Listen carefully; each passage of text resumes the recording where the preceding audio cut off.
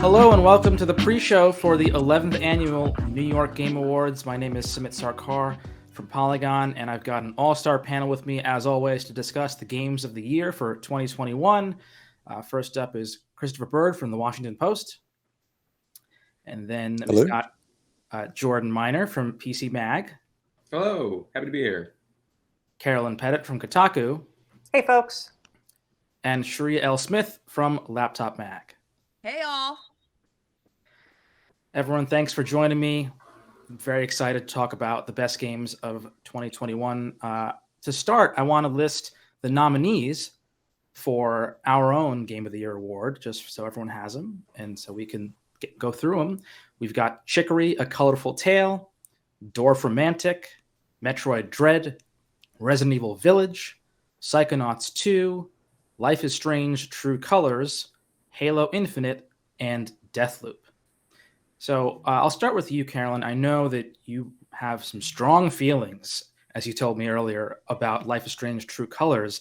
You know, what really stuck out to you with that, and you know, why did it resonate with you? Sure. So True Colors is, I think, you know, in a sense, it's very much what maybe people who've played the earlier Life is Strange games have come to expect, which is something I like. It's this sort of warm, sincere, you know, kind of storytelling approach. It kind of wears its heart on its sleeve. It has like a kind of indie music vibe, and you know, narratively, I definitely liked True Colors, but I have to say that where I think this entry really set a new standard for the series, and where it really did something remarkable that pulled me in, was in regard to how effectively it uses the faces of, particularly its lead character, but you know, I'd say the main cast, as they interact with each other. It understands, you know, the creative team that handled just the animations in that game and the motion capture and everything, understands that like subtlety in expression can communicate a great deal. So you'll have these moments where the main character, Alex Chen, you know, much like watching the performance of a great actor in say a film or, you know, on television, maybe there's just a slight shift in her eyes or a slight kind of ambiguity that plays across her face, and it just seems to communicate so much. And so I'm not saying that the game has like the most photorealistic faces, it, you know, the most polygons in its faces from a technological standpoint. It definitely has a bit of a stylized art style, but I do think that it really is remarkable what it does just with, within that art style, with the use of just, you know, subtle facial expressions. It really pulled me in a way that no game in the series had before from that standpoint. Indeed, really impressive performance capture there. So from that, I want to go to Jordan, and I want to hear about a game where you can't see the protagonist's face. That's Halo Infinite, because he's got a helmet on. Oh, they're going to talk nice about Resident Evil. So yeah, you know, I feel like, I imagine we've got some more folks on here who have played Halo Infinite, who are familiar with Halo Infinite. But Jordan, you know, are you a multiplayer guy? You're a campaign guy? Tell me about it. So I'm really not a multiplayer guy, and actually, I went on a real Halo journey this year because I played through all of them, most of them for the first time, like a year ago on my Series S through Game Pass, and was surprised by how well all of them held up. You know, obviously some of them are really old games, but just sort of that core Halo gunplay and like these open environments and the pacing. I thought like, oh yeah, this is right. Halo is really important. Like, turns out people were right all along. And what really surprised me about Halo Infinite was just how like novel it felt to import sort of that classic Halo, again, like the gunplay and the pacing, into this like, you know, this open world format. It really kind of like gave it a new life that I wasn't expecting, while still feeling very much in line with, like, you know, with that feeling you got playing those expansive, you know, the solid cartographer, those expansive levels in the original Halo, kind of stuff like, oh, like this is what like the original Far Cry was almost drawing from, is sort of like expansive like levels. I wasn't so much into when it would then transition into the kind of these more linear corridor levels. I was definitely more into the open world aspect. But like I definitely like zip lined and like electrocute a punch a lot of aliens. So that was great. That's video games to me, is punching aliens. Yes, a lot of punching in that game, surprisingly so, but really, you got to give it a shot. Christopher and Sheree, I'm wondering for you two where the game of the year nominees really struck you or didn't. Sheree, I'll start with you here. Which ones on our list, the nominees I mentioned before, were some of your favorites? Definitely Deathloop and Resident Evil Village. Deathloop, it gave me everything that I loved about the Dishonored series and put it in a Mod Squad 60s type of aesthetic. The action was fast paced. The powers were familiar yet new. The writing was excellent. I love the camaraderie between Colt and Juliana and the twist ending. And even though it is a Groundhog Day type of game, there was always some new wrinkle introduced, whether it was the time of day you were playing, what power Juliana was wielding when she popped up, what the mission was. Like, I had a blast playing Deathloop. And Resident Evil, it just keeps getting better. Like, even though we're not talking about VR, like Resident Evil 4 VR, it definitely is stepping the game up for virtual reality the way that Resident Evil 4 originally stepped the way that the series evolved. So it's doing the same for VR. But Village, I had a blast with it. The bosses were new and different and creepy in their own ways. That baby in the dollhouse was not okay by any means. And it's just fun. It made it fun to be scared, as Resident Evil always does. And it gave that healthy dose of action. And I'm on my second replay. So that should say enough right there. Very cool. Christopher, I know you've got some of the indies as your faves.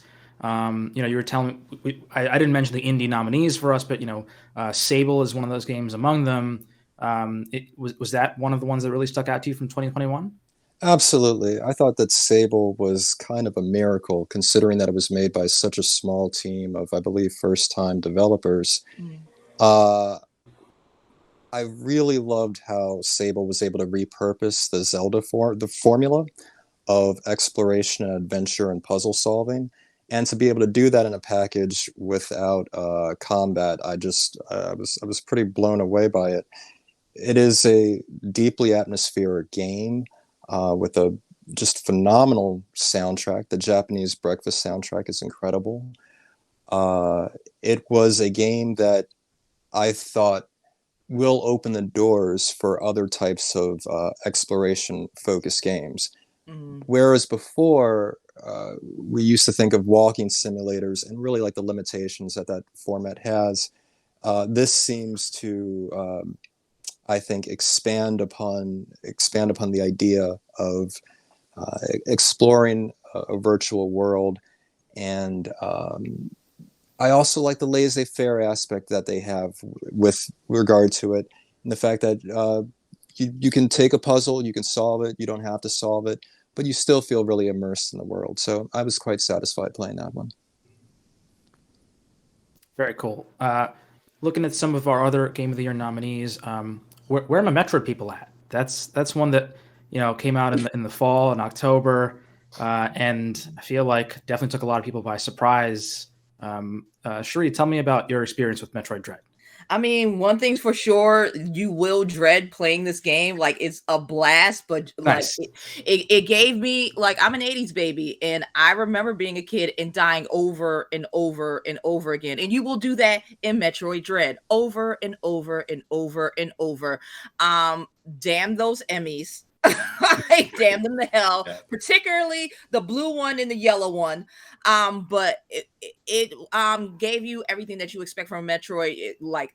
It's the originator of the Metroidvania I love backtracking. I love acquiring new powers and then having to go back and explore and see what else I can unlock and getting all the missiles and power-ups and everything before I go to the final boss.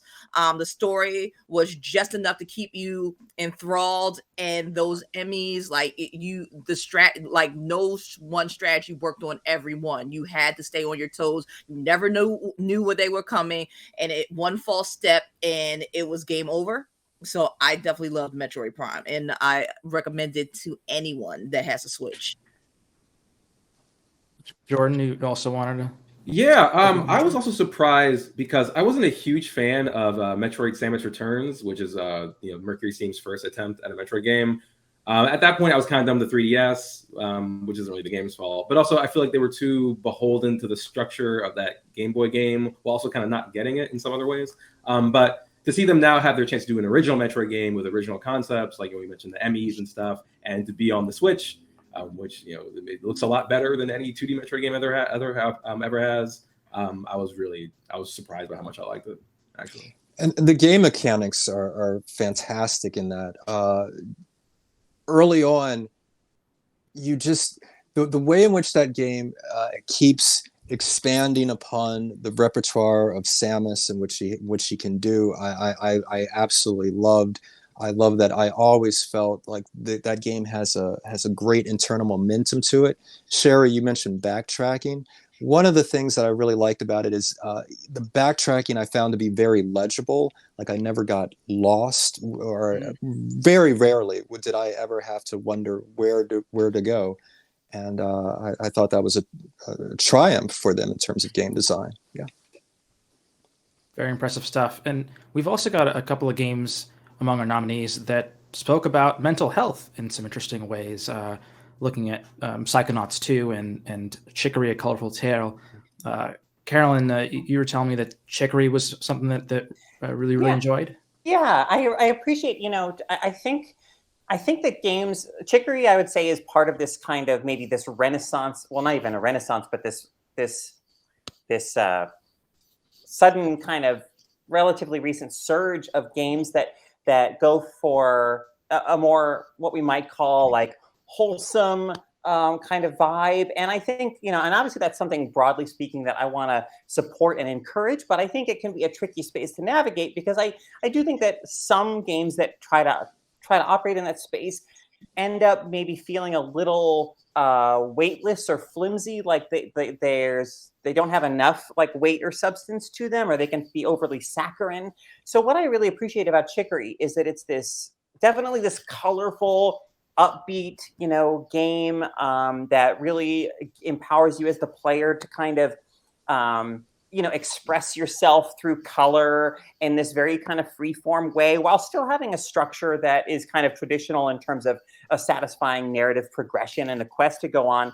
But it also it really speaks about art and creativity in ways that I think will ring true to a lot of people who have a creative impulse, who are artists or writers, or because you'll have characters kind of you might paint something in the game at certain points, and other characters will like regard what you've just created and kind of share their reactions to it. And they may have very different reactions to it, which I love because I think it kind of acknowledges and celebrates sort of the subjectivity of our experiences with art and creative works. And the player character in that game has a creative impulse, and it deals with the kind of the insecurities that artistic people can have, the self-doubt, while also I think being ultimately very like affirming and supportive of the creative impulse, and not just narratively but through its mechanics, which is always something I like to see, that marriage of where I feel like the way a game plays really meshes with what it's thematically and narratively trying to communicate, which very often is not the case in games, in my experience. So, bonus points for that. Did anyone play Wander Song, I think by some of the same people who worked on this? I did not, unfortunately. Okay. I played that and I liked it. And it makes sense that some of the same people, because a lot of the conversation around it sounds really similar with how the game approached music and just sort of optimism. So that's cool that they're still at it. Then going back to Psychonauts, I thought that was a really kind of impressive success story. Thinking about the original game from the mid 2000s was, kind of this cult game, this cult hit that, if you try to go back to it now, it doesn't really feel great maybe to play. But I don't remember hearing a lot of those criticisms of 2. I think they really nailed it. And of course, the art and the charm, the Double Fine, and the writing that they're known for. Absolutely. Right. I think playing, because I definitely went to replay Psychonauts 1 before I went to play 2. Playing it as an older, wiser adult, I definitely appreciate the themes more. Particularly in 2, where you're dealing with things like you're dealing with some characters are dealing with coming to grips with their sexuality. Others are dealing with alcoholism and feelings of inadequacy. Others are like, there were so many issues that as adults, like, I can relate with at least some of this. And like the way that Double Fine chose to represent those mental illnesses as you journey through the brain was really, really inspired. Absolutely. And the last game among the nominees, I don't know if anyone here has played it, but it's called Dorfromantic. That's one that, our circle is a group of people with wide and varying interests. So, always cool to see some smaller games, some, niche games, some unique games get into the top category at the awards. Now, I want to, start wrapping this up. So, we've covered the Game of the Year nominees, but in terms of 2021 in gaming, were there any particular, trends that you could identify, or just kind of just think about your impressions of the year? What kind of quickly stuck out to you, and obviously now we've had some big developments in 2022, but thinking about last year, how things went with the games and what they say about the industry. Carolyn, I'll start with you. Wow, putting me on the spot here a little bit. I wasn't prepared for this question, but it's a good one. So as I'm, particularly concerned about the conversations that are happening around like how games are made, the labor issues, that surround the games industry, whether the people who make games are being treated fairly. And so for me, I guess the biggest trend in 2021, and it did involve, a lot of pain and trauma being aired, but was, I think, those issues maybe coming more to light, maybe public sentiment beginning to build around the need to take those issues seriously, the need to like hold companies to account. And so, I guess I'm just hopeful. I'm trying to be hopeful and optimistic that, where maybe those conversations can lead us toward is an industry where the people who make games are more often, safe and happy and healthy enough to do the best creative work that they can do in an environment where they feel safe. And that for me, I guess, is what I think of most when I think of 2021. Certainly a huge issue, an ongoing issue. Jordan, what about you? I'll keep it short. NFTs are worthless and bad and don't belong in video games or anywhere and should go away. Well, I think you're going to be disappointed by where 2022 goes, but Christopher, anything in particular for you about the year in games? Well, I was heartened by, you mentioned Sable before, but also by Genesis Noir. I'm always, I always look for what is new, what is different. And I suppose my lingering concern with video games is a perennial concern, which is there's so much incentive for franchises and for sequels, and those can be great. Look at Psychonauts 2, obviously, but I hope that there is still plenty of incentive in the industry for experimentation and just try new things, and especially to try new things that don't revolve around the same hero narratives that are what video games are usually predicated on. Let's have something else. Totally. Sheree, last word. I'll go to you. Concerns, game bloating. Some games were a little bit too much, and that's a lot for me to say as a completionist. I love going to every nook and cranny, but there were some games that I just could not complete. I will get back to them eventually, but the worlds, as beautiful as they were a bit too vast, and maybe we need to shrink a little bit, not too much, but like enough to make it a palatable experience. I was actually surprised by Marvel's Guardians of the Galaxy, especially after Avengers and how bad that was received the year before. So I did not think that they would make as good a game as they did. It surprised me on how it looked. It surprised me on gameplay, and it absolutely blew me away when it came to story. So if we can get more of that for 2022, I think we will be well off as gamers and critics. All right. Well, Sheree, that's awesome. An awesome note to end on. I also loved Guardians of the Galaxy, and it was a favorite among a lot of folks. But I think that's where we'll have to put a bow on things. Thank you to our esteemed panel for joining us: Christopher Bird from the Washington Post, Carolyn Pettit from Kotaku, Sheree Smith from Laptop Mag, and Jordan Miner from PC Mag. And I'm Smith Sarkar from Polygon. We're going to now throw to Jeff Keighley, some very special people, our interns at the Critics Circle. Thanks for watching.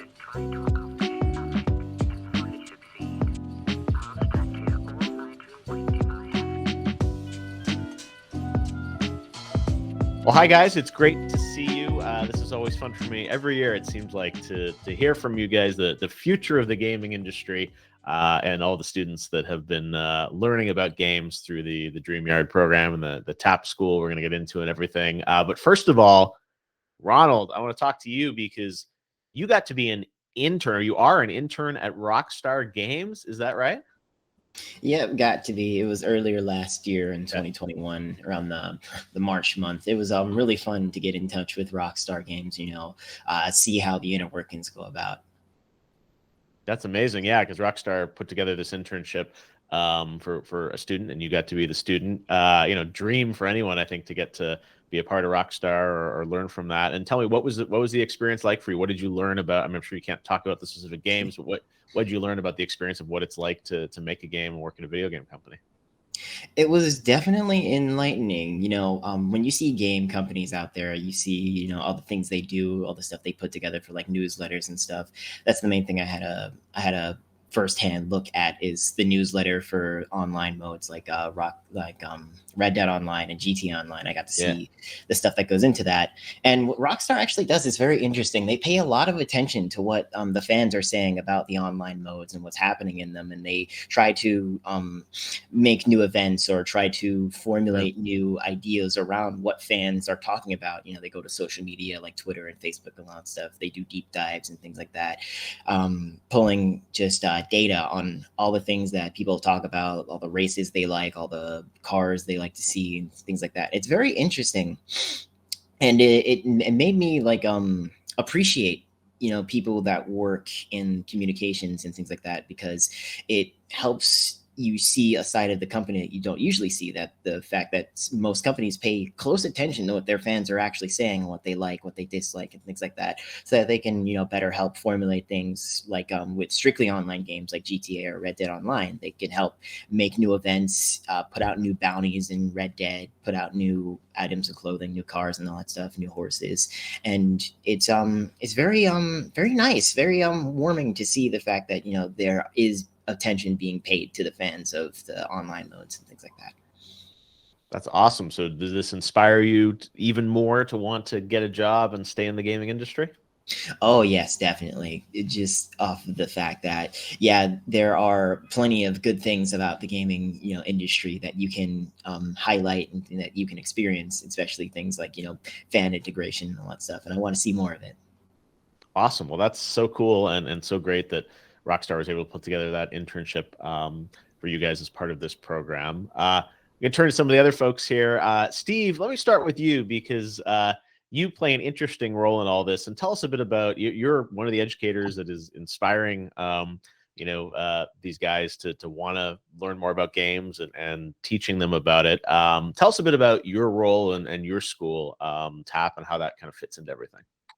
Yeah, so actually, I previously taught at DreamYard. Ronald was one of my students, so it's exciting to hear. Oh, him so it all comes full circle here. Okay. Yeah, it's all full circle. And now I'm teaching at TAPCO, which is the Theater Arts Production Company school where Caroline goes.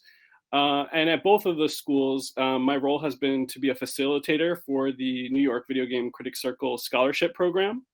And so we meet weekly, and we, kind of play off of the students' already natural interest in gaming to develop their writing skills. And at the end of the 10 or 12-week program, we select 3 winners who win scholarship money for college, which is amazing for our students.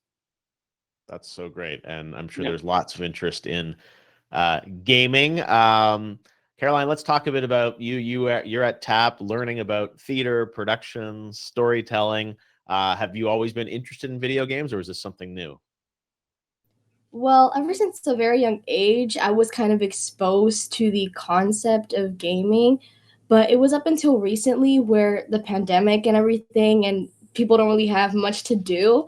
So you just kind of get more into it and kind of explore the realm of possibility when it comes to gaming. Yeah, well, there's so many possibilities out there. Tell us a bit about how gaming has been part of the curriculum in your classes. Well, I feel like gaming personally, it's a lot of hands-on activity. So me personally, I love to learn, especially when it comes to with games. Like me growing up, I learned math with ABC Yaw and cool math games. And that just made learning 10 times more fun. And it made it, I guess, more worthwhile because I was having fun while still educating myself on different topics. Yeah, I know you guys have studied some video games, and I heard that you even studied some scenes in games and some great narrative games like The Last of Us Part 2, and you actually studied some of those games. Tell us a bit about that. It was definitely crazy to see. You can really see how much dedication is put into each character because it's crazy how much amount of work can go into a minute of gaming or a minute of content within a game. And I guess I'm really grateful to be able to be a part of like a program like this where I'm able to kind of see that take place or even meet people who have underwent that process and where other people have been able to witness that. Yeah, it is, as you said, very similar to theater, right? That these actors are on a stage and they're being performance captured. And obviously there are lots of amazing stories. And I've always believed that some of the best stories out there in games are from companies like Rockstar and like Naughty Dog that do amazing storytelling. Has this changed your sort of career trajectory or how you're thinking about like what you want to do in sort of theater or production? Personally, I feel like gaming is really fun. I'm still really focused on what I want to do when it comes to career-wise. Yeah. Although I'm not sure. Like you never know what the future holds. I don't know if I might want to pursue. What do you want to do career-wise? There are lots of people watching here. Tell us your dreams. I want to study. I don't know what it is, medicine, but I want to. I want to be a psychologist or. Yeah. Oh, wow. Okay. Well, those are 2 noble professions, psychology and medicine. So I'm not going to hold you from those, but gaming obviously is, as you said, tons of fun. And it's so cool that you guys are exposed to these amazing games, these amazing companies at such a young age, which is really, really awesome. Amani, let me talk a little bit to you about you're at the DreamYard program, I know, and a big gamer, right? I hear you like to play a lot of Fortnite. Yes, I do. I play a lot of Fortnite, but sometimes I'm mostly on Apex Legends, and that's about it. That's awesome. Well, those are 2 very good games, games that have been nominated for awards in the past.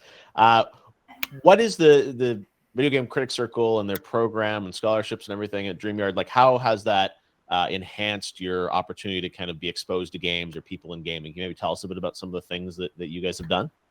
Well, we have done different writing, and I have took a couple of his classes and exposed me to new other games and basically games I've never seen before. That's cool. Do you remember some of the ones or what you were writing about? What kind of games? Well, I think I can't remember because it was like so long ago. It was like 6 months ago. That's cool. Well, I'm sure you got to, but so you get to I do- review some of the games. You'd write reviews of them or comments on them. Like, what's the kind of writing that you guys would do? We would just like each get a task to do. Like he would write about the graphics or the audio. I would write about like what's happening. or the Cool. story. It's a great creative writing exercise. When I started out as a kid, I was writing about games and talking about how you feel when you play them and what they look like and sound like. Do you hope to maybe do something in your career related to gaming? Yeah, I really just want to like start streaming more because I haven't got I haven't got the Twitch started yet. Okay. Well, that's the next step, I guess, right? Start doing streaming. That's what everyone does these days. Do some streams and get ready to talk about games and be an influencer maybe, and eventually, maybe one day make your own game. So that's so cool that you guys are being exposed to all these games and criticism of games and commentary about games at such a young age. Alicia, I wanted to talk to you a bit about your experience with gaming. And first of all, I got a tip that you're really into horror. Is that right? Yeah, I really love horror. That's amazing. So have you played any horror games? Are you allowed to play horror games? Yeah. My favorite horror game is probably Dead by Daylight or Okay. Friday the 13th. Yeah. All right. Okay. So yeah, you definitely played some horror games. That's fun. Tell us a bit about your association with the Critics Circle and DreamYard. You've been in some of the programs that include games as part of the curriculum. Yeah, so we had to write pieces as well. So we had to write a poem, a game review, and we had to create like our own storyline of the game. So for my game review, I wrote about Minecraft and how it only includes like a Caucasian girl as a default skin and a black male as a default skin. And I just thought that they discluded like people of color because you have to buy a skin from or just download it from a whole different website in order to look like yourself in the game. And I didn't really like that, so I wrote about that. And for my poem, I took a real life experience because in Little Nightmares, I used that game for the poem. I basically compared it because 6 in the game, she betrays the boy. His name is Mono, and that happened to me because a friend betrayed me before. And in my my game, the storyline, I wrote about how a girl, she has to like save the world basically, but no one believes her, and they think that she's crazy because she's schizophrenic, and she was always in the mental hospital for having a bad reputation. So. Yeah, that's amazing. Little Nightmares is a beautiful game. Have you played Little Nightmares too? Yeah. Yeah, it's really cool what they've done. I mean, it's the Tarsier, what they've done with the look of that game, and especially if you like horror games, it's got certainly some kind of, I mean, not super horrific, but it's got that kind of spooky sort of feel to it as you play through it. So that's really cool. So you did a poem about that experience? Yeah. That's amazing. Well, that's very cool. And you also talked about studying scenes of games and kind of, even putting together your own kind of video game scenario, I guess. Is that what you guys do? It's like a creative writing exercise? Yeah. So it's like also what Imani said, like we look at games or play them and then we just write a review about it. So we do that too. Yeah. Well, I love that video games are part of your curriculum. That's one of the great things about this program is that, folks at your age get exposed to games. It sounds like you already have played some games and are fans of them, but to understand more about them and what goes into them, I think is so fantastic. And, the industry only keeps growing and there are so many new games and things like that always coming out. It's really pretty exciting. Did you guys have you had a favorite game that you've all played recently? I know tonight we're going to find out a lot of the winners and all the from the nominees, but do you guys have any favorites right now? I think my favorite is probably Rec Room. Yep. Because you get to play like a lot of games there too. That's a really fun one, you said, because you can do sort of almost anything in there, right? And have tons of fun together and gather. It's very social, right? Which is one of the other aspects of games that everyone loves is how social they are. That's cool. Anyone else? Ronald, I'm sure you love Rockstar games, but you love some other ones too? Rockstar games do have a special place in my heart, but as of recently, I've been actually delving into a lot of games. My favorite, I can't really boil it down, so my favorite series has been the Yakuza collection as of recently. I'm really getting into the Yakuza. It's building up to Like a Dragon. I want to finish off the year with that, so yeah. Very, very cool. Caroline, I know we talked about Last of Us. Are there any other games that have piqued your interest over the past year? Honestly, I don't know. I've learned about a lot of new games, like Felicia, I think. Is that how you say your name? Like Felicia said, Little Nightmares. I learned about that game a few months ago, and I thought it was really interesting how it was like almost switching perspectives through every I don't know, like every bound. And some people would record videos or upload them to YouTube where they would go out of bounds. So I was like, I didn't know that was a thing. I didn't know you could do that. Yeah, the whole channel. Yeah, the Out of Bounds channel on YouTube, which is fascinating, right? It's like sort of all like behind, on movie set, it's like kind of behind the facades, right? Like what's actually going on behind the sets and things like that. So yeah, it's pretty fun what you can do with all these digital games if you break into them and go out of bounds. Yeah, that's really cool. Awesome. And what about you, Ani? You're talking about Apex. Any other games that you're excited about to play in the future or play? Basically, I used when I was 3, I used to play Call of Duty 1 for like 2 years with my dad, and then after when you were 3 years old, you used to play Call of Duty? Yeah. All right. So then I finally came back to it, and now I'm just starting to play Cold War. Okay.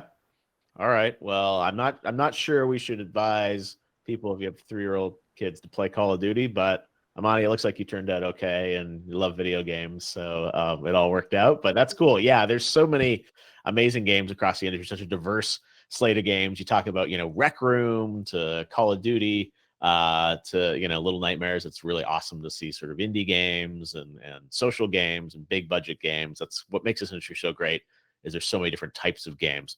Well, guys, it was so great catching up with you. Thanks so much for the time, and we're looking forward to hopefully seeing you guys out there working in the gaming industry, making games, performing in games. Caroline, if you're going to go into medicine, it's a noble profession, but we hope that you'll still keep playing games. All right, well, thanks to everyone for joining us for the pre-show, and now it is time for the 11th annual New York Game Awards. Hi, I'm Bobby from the UK. So the pandemic and the lockdown that came with it was pretty hard, especially for people with disabilities. I spent loads of time alone, but I decided to shift a lot of my focus then into gaming journalism, especially highlighting accessibility. I found the New York Videogame Critics Circle, and I became a regular contributor there. On behalf of everyone at Team Xbox, I just wanted to take this opportunity and thank all of you in the games industry. Over the last couple of years, we've seen the power of video games. We've seen how they can bring community and connection to people when they're isolated at home, dealing with tremendous circumstances with family and friends. It's really an honor to know that our industry can do so much for so many people. In 2020, I felt rather lucky because we've been working remotely and organizing online events even before the pandemics. So it went quite smoothly for us. I was just happy to take a break from travels and business trips. But in 2021, it was already too much.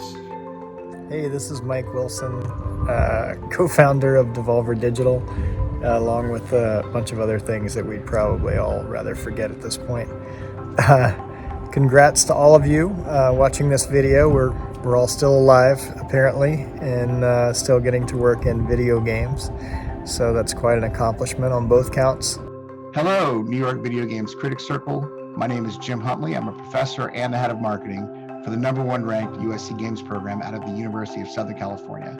I want to thank you for having me digitally be a part of your New York Game Awards. What I love hearing about the fact that you're doing a virtual event is the fact that it's just a good example of how this industry just can't be stopped.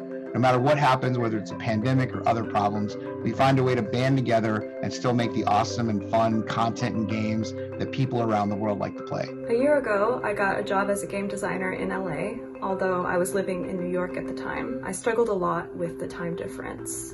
After trying it out for a while, my partner and I decided we would move to LA together, and that was kind of terrifying to me. Because because it was during a pandemic and I would be so far away from family and friends. But we made it. We're here. Hi, I'm Stanley Pierre-Louis, President and CEO of the Entertainment Software Association. COVID has changed every aspect of our lives. We've missed being with friends and family, and we all yearn for human connection and interaction. One bright light through all of this has been the role video games have played to lift our spirits when things seemed their darkest. For me, it's humbling and inspiring to represent an industry whose amazing workforce creates such engaging content, innovative technologies, immersive worlds, and challenging games that spark joy and enable connections that enhance our lives. For me, one of the big things in gaming last year, as far as getting through the pandemic, was the release of the Mass Effect Legendary Edition. Because I'd somehow never played those games when they came out, and they're nice, long games, so I played the whole first game. I finished over the summer when it looked like the pandemic was coming to an end, and then that second wave hit, but it was fine. I just played the second game. Well, what a year 2021 was. Left EA, came back to Vancouver, started up a new studio, Timber Games, part of the Sumo Group. We sadly had to say goodbye to our dog Skip, who left us. And then over the holidays, we all got COVID, but the family was all together and we got through it together and we adopted a puppy. Adopting a puppy, what a great idea. And his name is Bill. This is Bill. 2022, here we go. Isolation was pretty tough, but I made the most of it and used the circle as an outlet for my creativity. For me, this is just the first step now. I'm more motivated than ever to prove that disabled people deserve a space in this industry. I realized that I miss travels, I miss offline events, I miss my industry friends, I miss hugging them, talking to them in person, shaking hands, and I hope to hug you all soon. Pre-pandemic, I had some serious misgivings about what we were doing and about people being on their screens all the time and not out in nature, but I gotta tell you, it really flipped it around for me to see how my son has survived this pandemic, this time, which is a significant chunk of his life because of his connections and his friends and playing online video games. So let's keep making magic, and let's be really intentional about what we put out there, and let's celebrate the fact that games are actually wonderful for people. I'm also excited about the work underway to make our industry more inclusive and equitable for creators and players alike.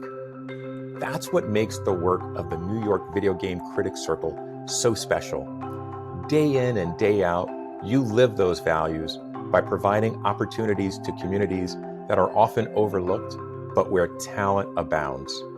Thank you for the work you do, and congratulations on celebrating your 11th annual awards ceremony.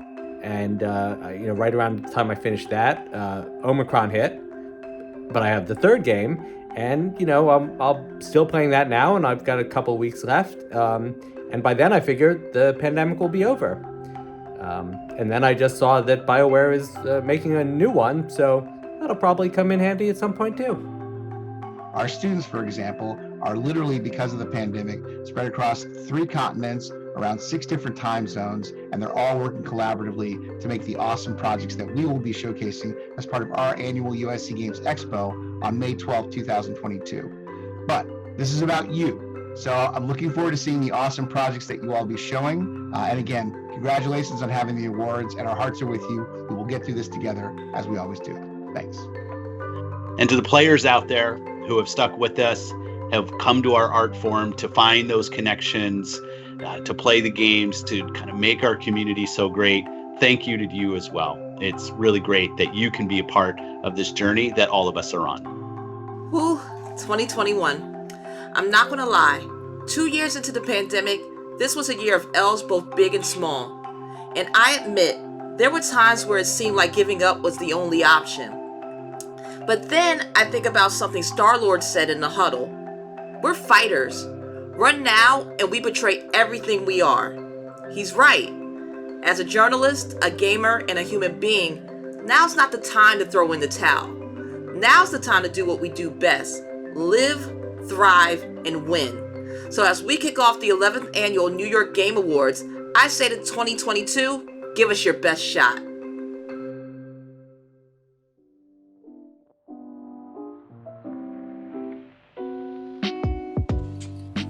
Wow, these are really touching, honest stories of humanity and triumph. It's not been easy, but game people, from players to students to devs to executives to our writers, are doing their best to make it through these extraordinary pandemic times.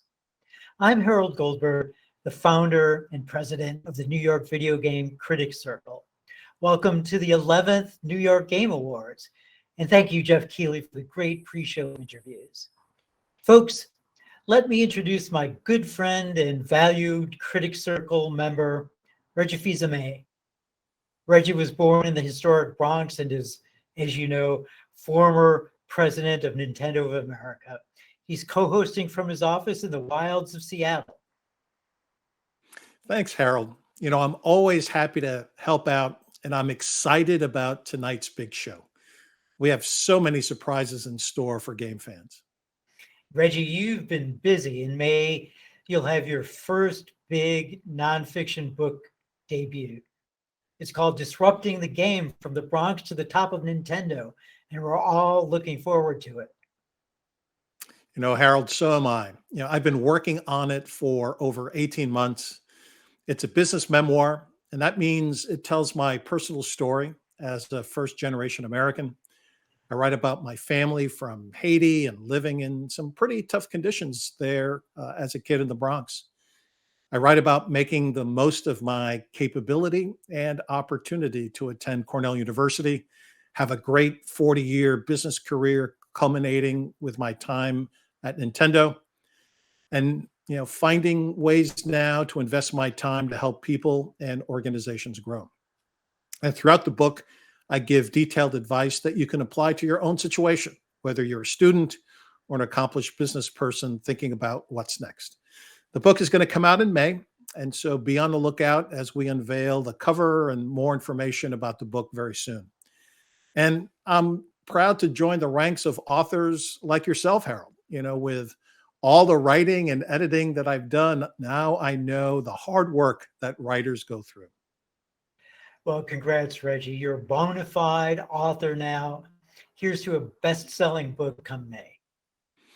Thanks, Harold. But tonight we're here for a different reason. The 11th New York Game Awards are awards that are chosen by our New York Videogame Critics Circle members. We'll give out 16 awards tonight, including our Legend Award and our first Educator Awards to 2 worthy recipients. We'll have some wonderful celebrities, some great music, and wonderful humor from The Daily Show. But we're also a nonprofit that gives back to the community in multiple important ways. And that's why I joined the board, to help the Circle give back. That's right, Reggie. And we've been working hard all year long to make things better for underserved students in the Bronx. You've helped advise the group and procure corporate donations. Some of us have mentored in schools and homeless residences. In particular, I've been busy setting up scholarships, paid internships, and exciting new classes in the Bronx, all using games and writing as the fulcrum. That's just great. And you'll hear much more about our efforts tonight. And we hope you'll take the time to donate to the cause. You'll find the link on screen throughout the night. It's really important to donate. Look, we're in deep. Like, directly next door to one of our schools is the apartment complex whose smoke and fire tragically killed so many a few weeks ago. It's important now more than ever that we reach out to the underserved communities you'll hear about all night tonight. You can help. I am personally asking you to help in any way with any amount. Right now, let's get to our first 2 awards. Please welcome Mike Andronico from CNN Underscored and Whitney Mears, who recently wrote and edited the Roblox special issue for Newsweek. 2021 was a big year for esports. We saw the return of live in-person events after more than a year of lockdowns, and with it came some truly exceptional matches and moments in every competitive genre. And during this transitional year, certain teams rose above the rest and proved their ability to thrive in any environment, whether it was with newer titles like Valorant or mainstays like League or Counter-Strike. Here are your nominees for Best Esports Team of the Year.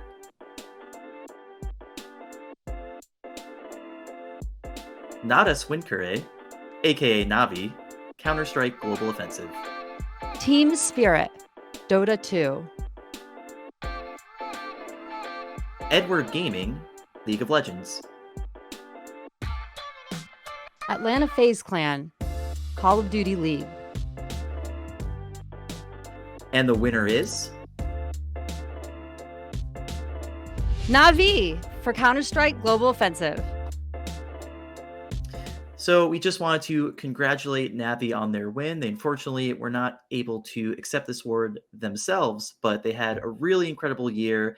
The absolute best CSGO team throughout the entire competitive season, winning PGL Major Stockholm, the Blast Premier, and like all the teams that we nominated, really did a great job transitioning to this very strange hybrid world of some in-person events coming back, some virtual events, and they remained among the best. So congratulations to them. Congrats to Navi. Competitive gaming is defined by its players, and 2021 had no shortage of standout performances. We saw veterans continue to dominate, new faces that broke out big, and competitors that proved they could be the best at more than one game. Here are your nominees for Best Esports Player of the Year.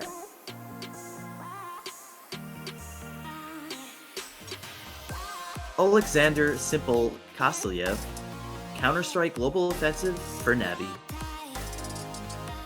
Chris Simp Lear, Call of Duty for Atlanta FaZe Clan. Xin Li Huang, Overwatch League for Chengdu Hunters. Lee Scout Yi Chan, League of Legends for Edward Gaming. Tyson Tens Go, Valorant for Sentinels. Genki Gen Kumasaka, Tekken 7 for Donuts USG.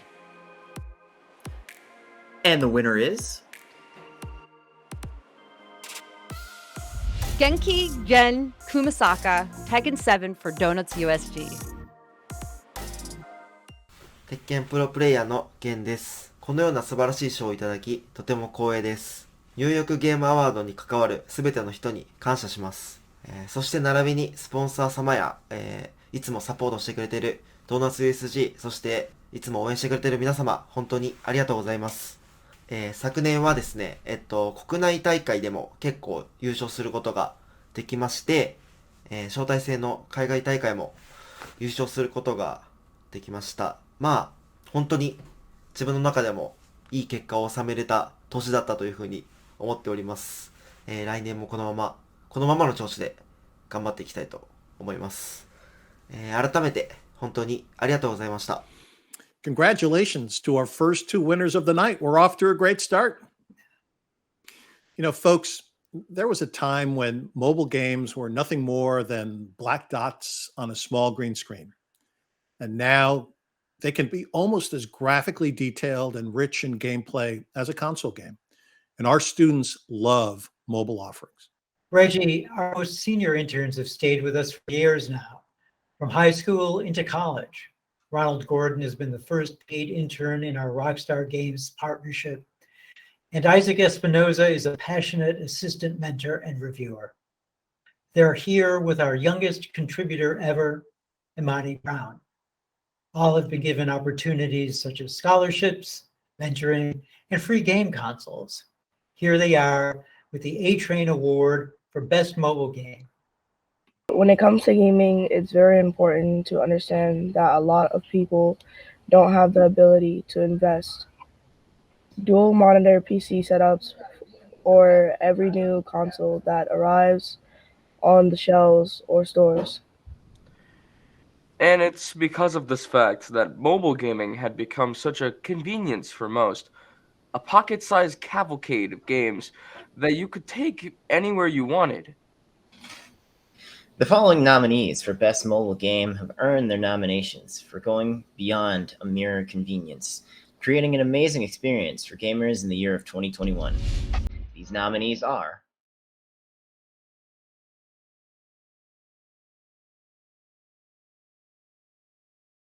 Zombie Rollers, Queen Rock Tour, Pikmin Bloom,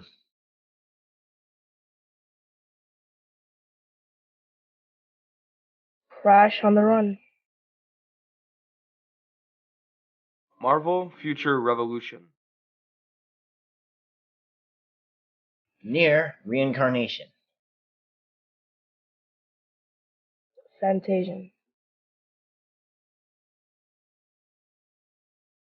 and the winner of Best Mobile Game is Nier Reincarnation. 皆さんこんばんは。ニーヤシリーズのプロデューサーをしております斉藤です。本日はですね、ニーヤリンカネーションがニューヨークゲームアワードの A トレインアワード for ベストモバイルゲームを受賞したというニュースを聞き大変嬉しく思っております。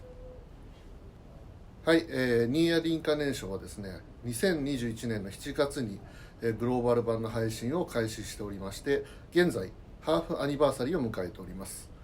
おかげさまでですね、配信から多くの方にプレイしていただき、感謝の気持ちでいっぱいです。ありがとうございます。またですね、2月にはですね、日本版がファーストアニバーサリーを迎えるということでですね、ニーヤリンカネーション全体で盛り上がっていけるようにですね、グローバル版も頑張っていく所存です。すでにですね、プレイされている方もですね、この機会に新たにプレイを始めていただける方もですね、ニーヤリンカネーションを楽しんでいただけたらなと思っております。これからもですね、ニーヤリンカネーションをどうぞよろしくお願いいたします。Congratulations to our winner. Now, CNET's Dan Ackerman has been with the Circle since our first awards when the entire organization was in full experimentation mode. And so has CNET's Scott Stein, an excellent writer, a good friend who's worked for Sony Online Entertainment back in the day. So here are Dan and Scott with the Central Park Children's Zoo Award for Best Kids Game. If there's one thing we've learned from this pandemic, it's that kids like the video games, sometimes a healthy 6 or 7 hours a day. I've lost track of how many hours it's been, considering I've just been surrounded by them nonstop for the past 2 years. I'm looking forward to seeing adults again. Fortunately, there's one kids game that is better than all the others this year. That's the Kids Game Award, and the nominees are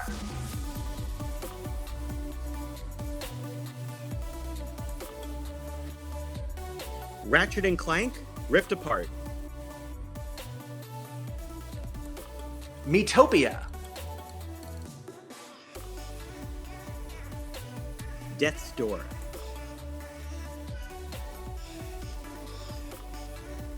Chicory, A Colorful Tale.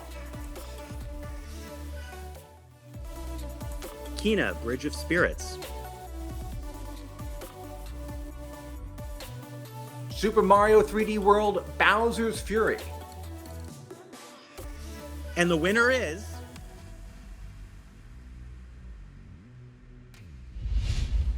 Ratchet & Clank, Rift Apart. Hi, I'm Marcus Smith, Creative Director of Ratchet & Clank Rift Apart. We are honored to win this year's award for Best Kids Game.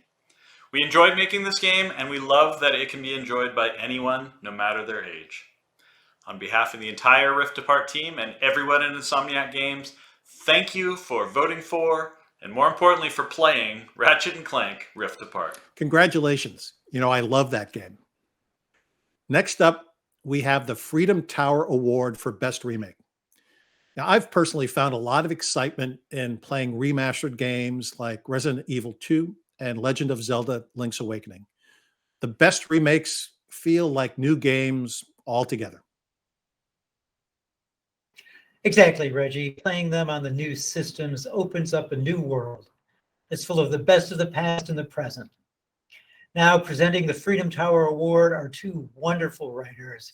Here's Sumit Sarkar from Polygon and Sarah Clemens from Unwinnable.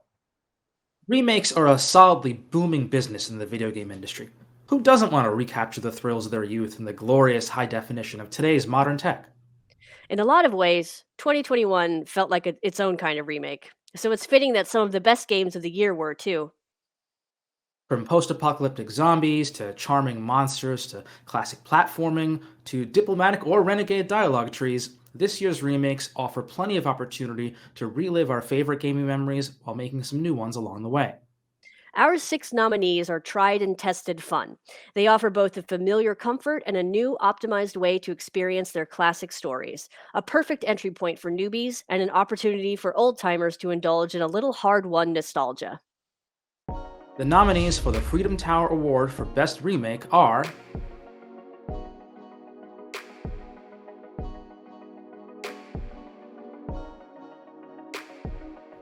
Resident Evil 4 VR, Pokemon Brilliant Diamond and Shining Pearl, Shadow Man Remastered, The Great Ace Attorney Chronicles, Super Mario 3D World Bowser's Fury, Mass Effect Legendary Edition. And the winner is Resident Evil 4 VR! Woo! Hi, my name is Jonathan Zamkoff, and I'm the VP of Business Development at Armature Studio. When our partners from the studios at Meta approached us with the opportunity to be the lead developer of Resident Evil 4 VR, we were thrilled. Here was a chance to add modern, unique, brand new mechanics in VR to one of the most iconic games of all time. This project could not have come to life without the incredible partnership between the studios at Meta, Capcom, and Armature Studio. We set out to write a love letter to the Resident Evil franchise, and each of the partners brought unique and world-class expertise to the project. On behalf of the team here at Armature, I would like to say thank you to the hundreds of people across the globe who came together to bring this project to life. A special thanks to the New York Videogame Critics Circle for the nod. And lastly, and most importantly, a giant thank you to our fans across the globe who fell in love with Resident Evil 4 again, or for the first time. Thank you. Congratulations.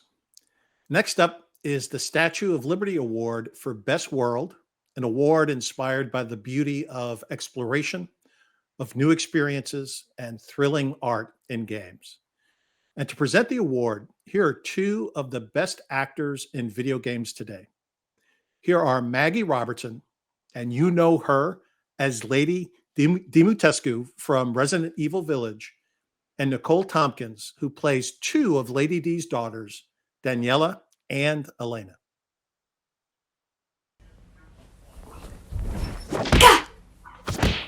I really hope that worked. Yay! Hello everyone, and welcome to the 11th annual New York Game Awards. I don't know about you, Nick, but I am so excited to be here. Absolutely thrilled to be here. We love the Best World category because it is all about the incredible worlds that get created within games, the beautiful artwork, the stunning vistas. And don't forget about the revolting monsters and frightening vampires. Okay, I'm done. And now, the nominees for the Statue of Liberty Award for Best World are Chicory, A Colorful Tale. Chicken Police, Paint It Red. XO1. Far Cry 6. Monster Hunter Rise. Psychonauts 2. Ratchet and Clank, Rift Apart.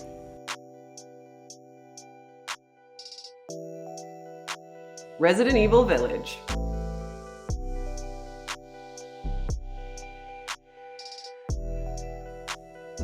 And the winner is Psychonauts 2! Hi, and thank you for this great award. The World of Psychonauts 2 was a great team effort. It took so many people from so many disciplines to make a world feel believable and real. And it could be the art, it could be the sound, it could be the characters walking around, it could be the effects, it could be, it's really just all those things put together. I do want to especially name our art director, Lisette Teacher Montgomery, and our lead environment artist, Jeffrey Solis, and our lead designer, Seth Marinello, for imagining and reimagining these spaces so much to really make a world that felt inviting and a world that players would want to come to and come back to over and over again. And them and the rest of the team, I want to thank them. And on behalf of them, I want to thank you for giving us this great award. For a few years now, GenVid has been a major donor to our nonprofit programs in games journalism and games narrative. Recently, GenVid gave our interns a unique creative challenge. Here's what happened. Hi, I'm Michael Marrero, the Community Engagement Manager at GenVid, here with our latest Facebook instant game, Pac-Man Community. We reached out to the New York Videogame Critics Circle and 4 of their interns to make mazes for Reggie and Harold based on things that inspire them. In Pac-Man Community, anyone can create mazes and play with friends right from their computer or mobile device. First off, welcome! I'm happy to finally meet all of you. All right, maze creation. So we've got several important elements here. We have the starting point for the Pac-Man. We've got our Pac dots, walls. As we saw with all the other ones, there are walls that kind of frame everything. All right, let's go ahead and fire up the game and start making mazes on our own.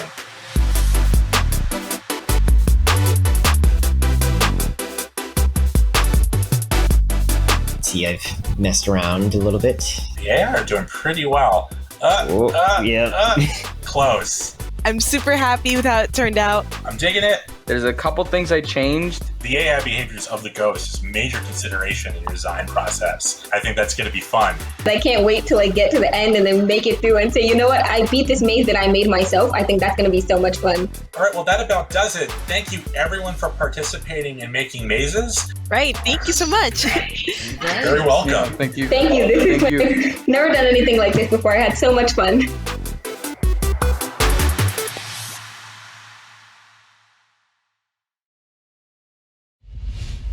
Harold, when their work was finished, we got a chance to check out our interns' Pac-Man community creations, and we'll have our reactions for you later in the show. You know, beyond our reactions, you can see our competitive spirit shine as Reggie and I go head to head in Pac-Man community. You know, I definitely got into Reginator mode, Harold, and I'm sorry about that. Now, because many games from the big publishers were delayed this year, indie games have taken the spotlight even more than in the past. You know, I love the innovation which indie developers bring to the world of video games. From some of the smallest indie developers have come some disruptive, brilliant ideas, all around genius. They've meant a lot to us too, Reggie, and personally, the heart and soul present within indie games I've played helped me get through this very difficult year where we had to pivot from a live show to a virtual experience. The circle always will be indie in spirit, and we're always up to trying something new and imaginative. To present the Off-Broadway Award for Best Indie, here's Nick Capizzoli, our brilliant journalism chair, and Jordan Miner from PC Mag. And Jordan himself is finishing his first book, Video Game of the Year for Abrams Books. Jordan, you know me. I hate it when these corporations put politics in my video games. I've always heard that about you, Nick. That's why I love independent games. Sure, that tracks. Yeah. Because they stand apart from all that. They're games that won't be held back by dogmatic ideologies like Democrat or Republican. They understand the horseshoe theory of game development. On one side, you've got Mario. On the other extreme, you've got Wario. And they're both equally bad.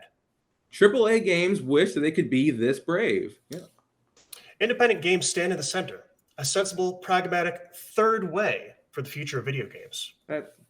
Jordan, these are games that still believe, like I do, in a little old-fashioned thing called compromise. They're not afraid to cross the aisle if it means blocking a $15 minimum wage. Wait. So in that maverick spirit, the nominees for the Off-Broadway Award for Best Indie Game are...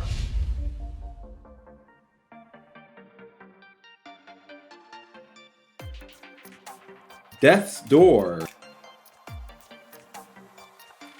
Little Nightmares 2, Before I forget,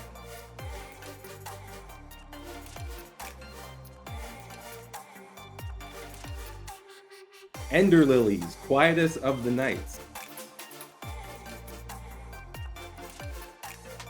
Wildermyth.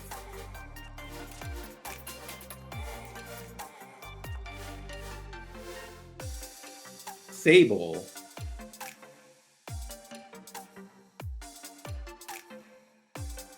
Genesis Noir.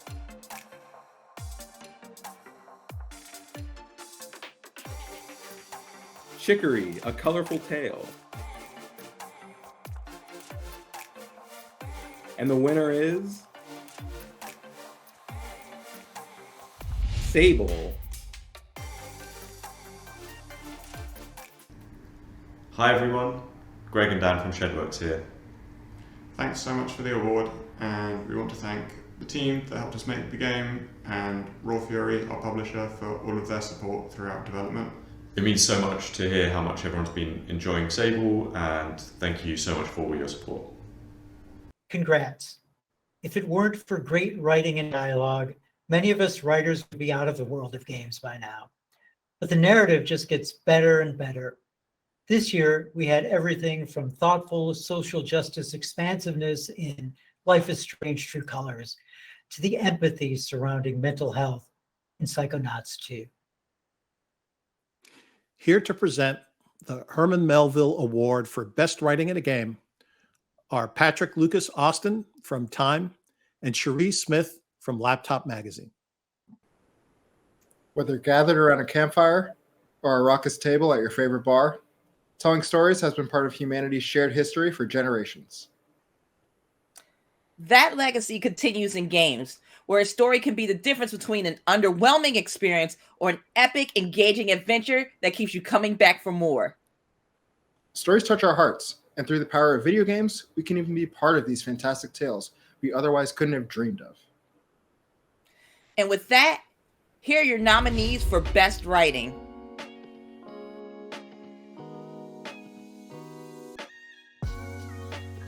Strangeland, Marvel's Guardians of the Galaxy, Persona 5 Strikers, Resident Evil Village, Chicken Police, Paint It Red, Psychonauts 2, Life is Strange True Colors. and the winner is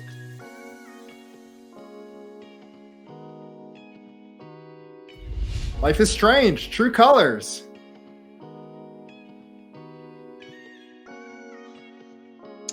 Hi, my name is Jonathan Zimmerman, and I'm honored to accept this award on behalf of the writing team for Life is Strange True Colors. Ryan Clements, Deandra Warwick, Mallory Littleton, and Felice Kwan. And Zach Garris, our game director, who I am so fortunate to have as a mentor and a friend. This award is a reflection of the culture at Deck 9 and the value that our entire studio places on storytelling.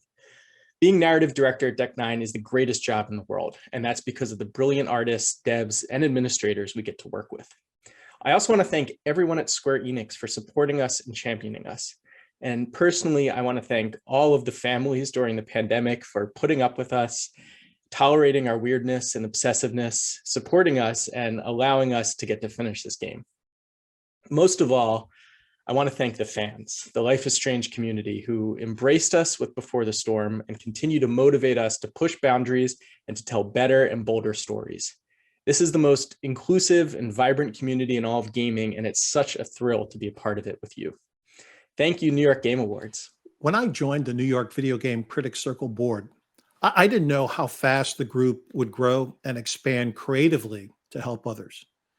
A nationwide writing competition, mentoring homeless students, a class about social justice, playwriting, and games. The Circle is always trying new and innovative methods so that underserved students can learn and grow. We want you to know that the Circle works with a number of partners, and here's Harold, with shout outs to those whom we have helped and the good folks who are helping us. Thanks so much, Reggie, for your constant evangelism about the work we do. You're always there for us as an inspiration and always there for me as a friend when the complexities of running a nonprofit arise. It's been my pleasure, Harold. Now, please take it away with the thank you segment. Folks, I've been so busy with our nonprofit work this year. I haven't written as many reviews as I should have. But giving young people the tools to express themselves with words and games and a possible pathway to success is super rewarding. I want to thank our nonprofit partners, BronxWorks, Gateway Housing, Tapco School in the Bronx, Bronx Start, and the Dream Yard Project. I want to thank our friends who are helping us to underwrite the expansion of our programs, the New York City Mayor's Office of Media and Entertainment, Microsoft, Rockstar Games, Amazon Games, and GenVid. All of you came through big time this year. Thanks also to Nintendo, MSK, Ubisoft, the awesome Mike Wilson, Devolver Digital, Bethesda Softworks, Square Enix, and Catherine and Jeffrey Soros for their kind help. Thanks also to Gearbox Software and Samsung Gaming Hub.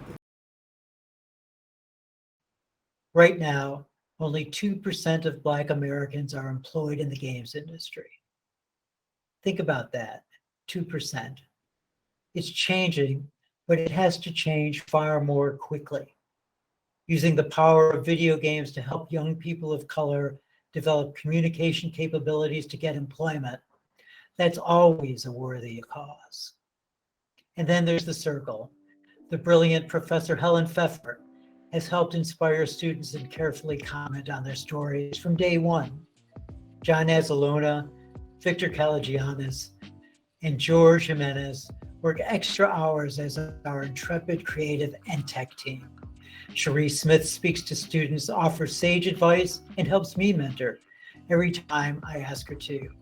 Mabel Chung gives selflessly when it comes to media relations, and when we need it most, production. Rob Smith was super helpful with logistics and fundraising in Los Angeles. Whitney Mears heads up our social media team and mentors with me as well. Just a few more thank yous. Devin Delaquante and Daniel Radaj from The Daily Show with Trevor Noah always come through with searing comedy. And Saturday Night Live guitarist Matty Rice comes back year after year to bring us superior playing and singing. And finally, our senior interns Kamari, Rennes, and Ronald Gordon shined as the very first interns inside Rockstar Games this year. Our Isaac Espinoza, one of the first students who took our classes, gets better and better as a writer and assistant mentor. And right around Christmas, we began teaching a groundbreaking experimental course at TAPCO, theater-oriented school in the Bronx.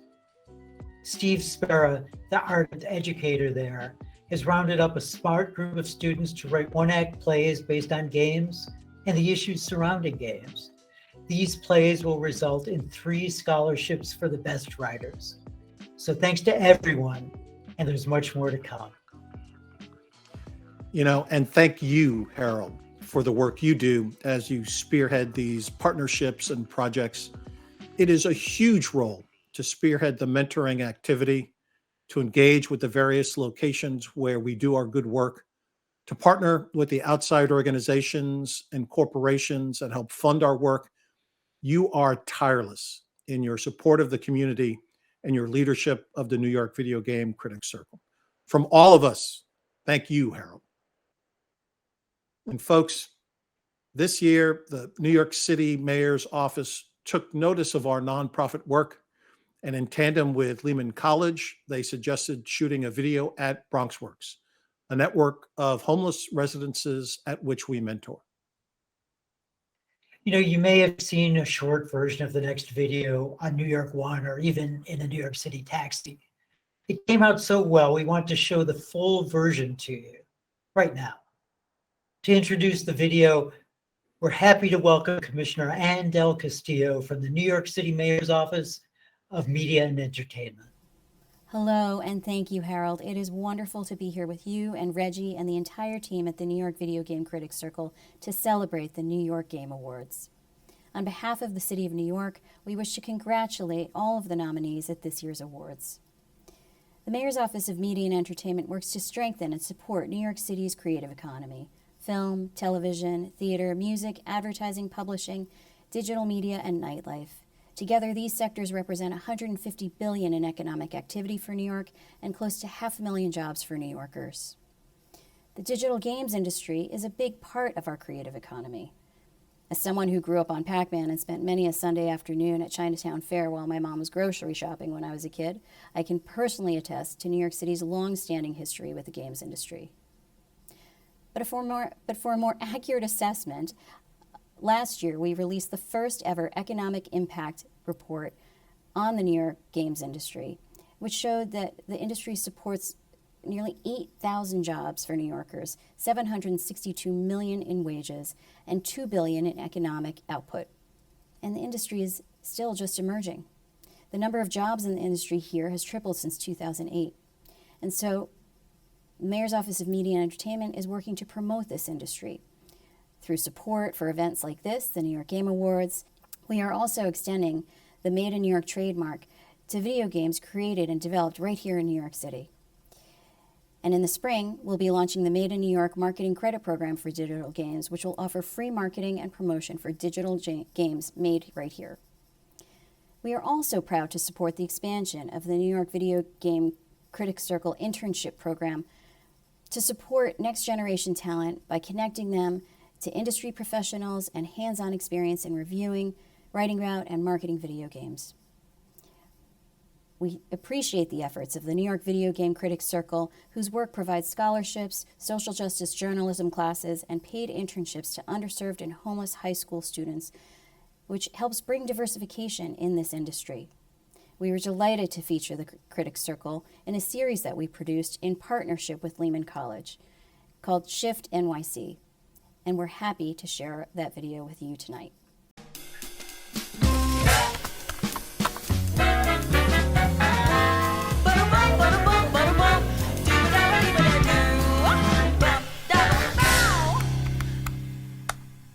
The New York Video Game Critics Circle is a group of 40 critics and paid interns who come together to work in the world of video games. We work up here in the Bronx primarily to bring games and journalism to underserved communities. When you're going through a video game, you're experiencing that story for yourself. Video games can kind of give that level of storytelling that some books can't really match. We want kids to have fun, but we also want them to think about what's going on in the game, what the narrative like, what the art is like, what went on in the game creator's mind to move you through a level or move you through a chapter in a game. I think the pandemic in general has really forced us to be more creative and strategic. Bronx was one of the hardest hit areas. It has been challenging to find housing opportunities. School attendance and remote learning in general has been a huge transition for us in the family shelter. Social isolation, right? They're away from their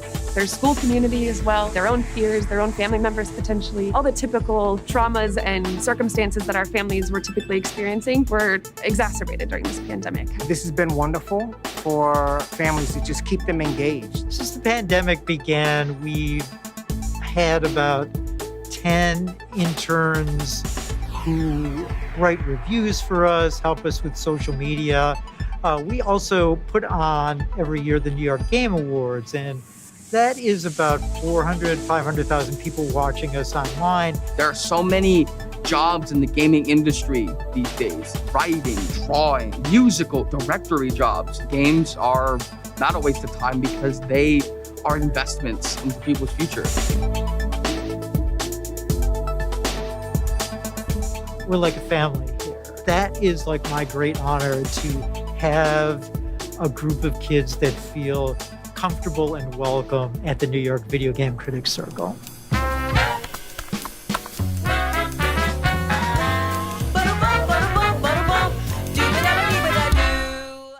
That video says it all about the work the Circle does.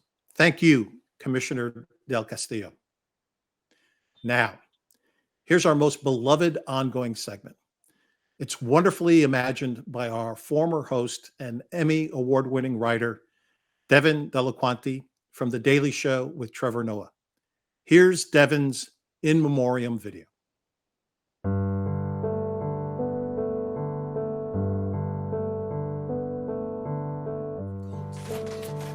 It looks like a draft. It is full of explicit descriptions of how unhappy Janus is with Zoe and his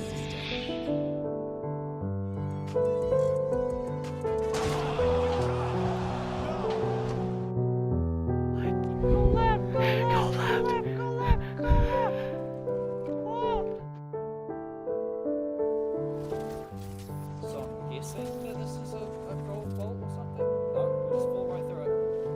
I'm gonna get eaten.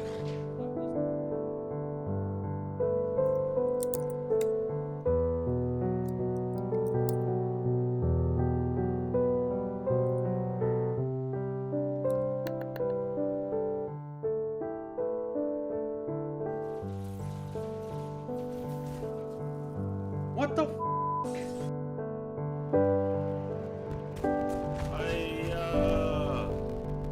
Oh my god.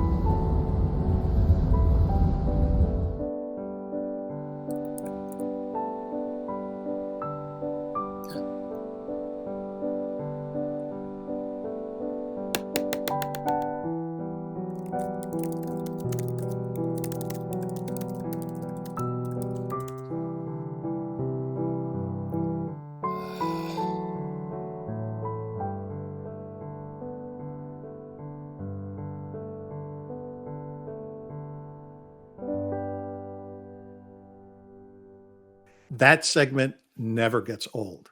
Devin is brilliant. He really is. How he, Daniel, and The Daily Show with Trevor Noah writers come up with fresh new takes on the news every day constantly amazes me. You know, perhaps the Circle's most painstakingly researched award is our yearly Knickerbocker Award for Best Games Journalism.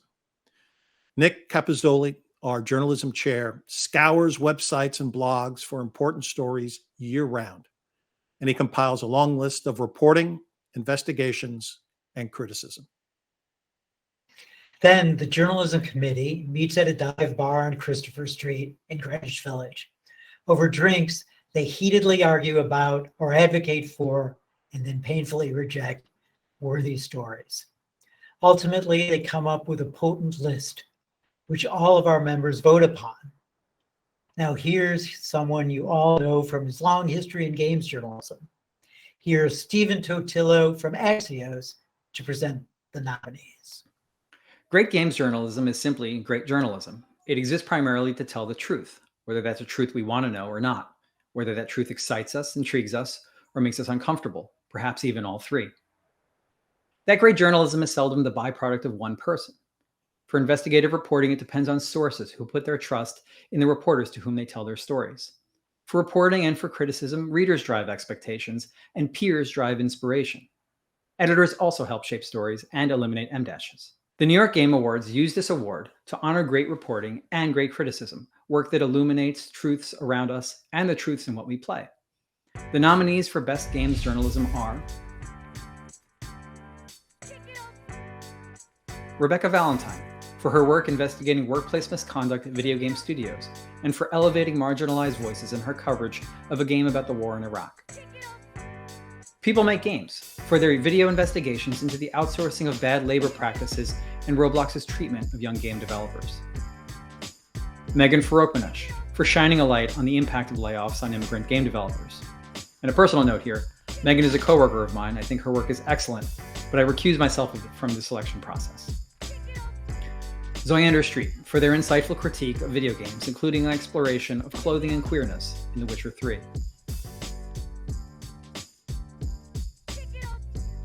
Renata Price for their bold, thoughtful, and personal game reviews of Sable, Disco Elysium, and many others. Kirsten Grind, Sarah Needleman, and Ben Fritz for their expose about Activision Blizzard CEO Bobby Kotick's knowledge of sexual misconduct allegations at his company. And the winner is Rebecca Valentine. Congratulations.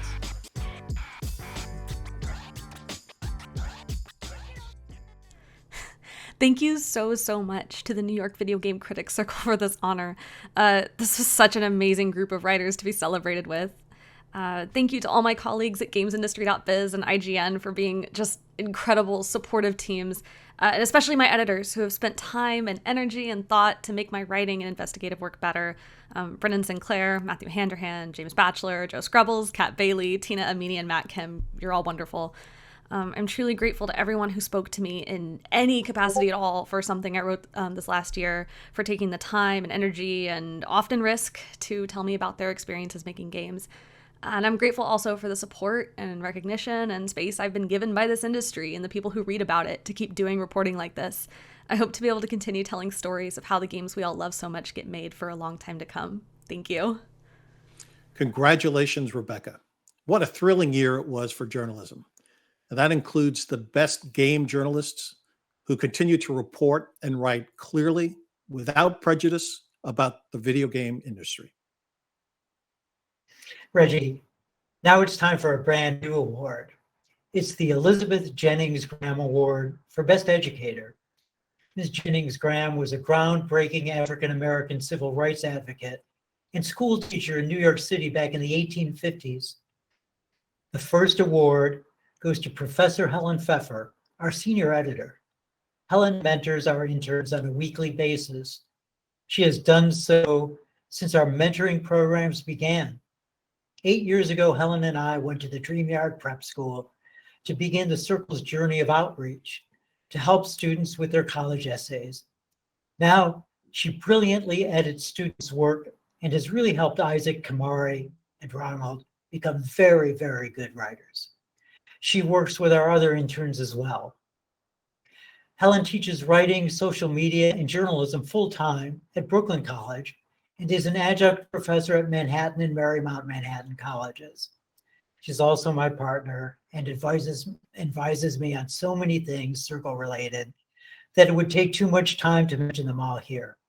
Helen Pfeffer, congratulations on receiving our Jennings Graham Award for Best Educator. Really seems like I wrote that intro myself, doesn't it? It's an honor and a privilege to be the recipient of this award in its inaugural year. Thanks so much to the New York Videogame Critics Circle for its recognition. I've worked with college students for nearly all of my teaching career, so I was grateful to be able to expand into this new area and offer my guidance to the Circle interns. These young people put such effort not only into each review that they write, but into the continued development of their craft. I'm usually only in contact with the college students for a semester or two, but with the Circle's interns, I can watch them hone their skills over several years, which is wonderful to be able to watch. One thing that makes my job easier is that the interns are already passionate about games, so their contributions always feel wholehearted and enthusiastic. I might start out just correcting their grammar or suggesting ways to incorporate more information into their game reviews, but before long, I'll see them begin to explore ways to express their unique styles and points of view. Their reviews become more evocative and more elegantly constructed, and they cultivate their voices as writers. I feel very lucky to be a part of that, and I can't wait to see what the future holds for them.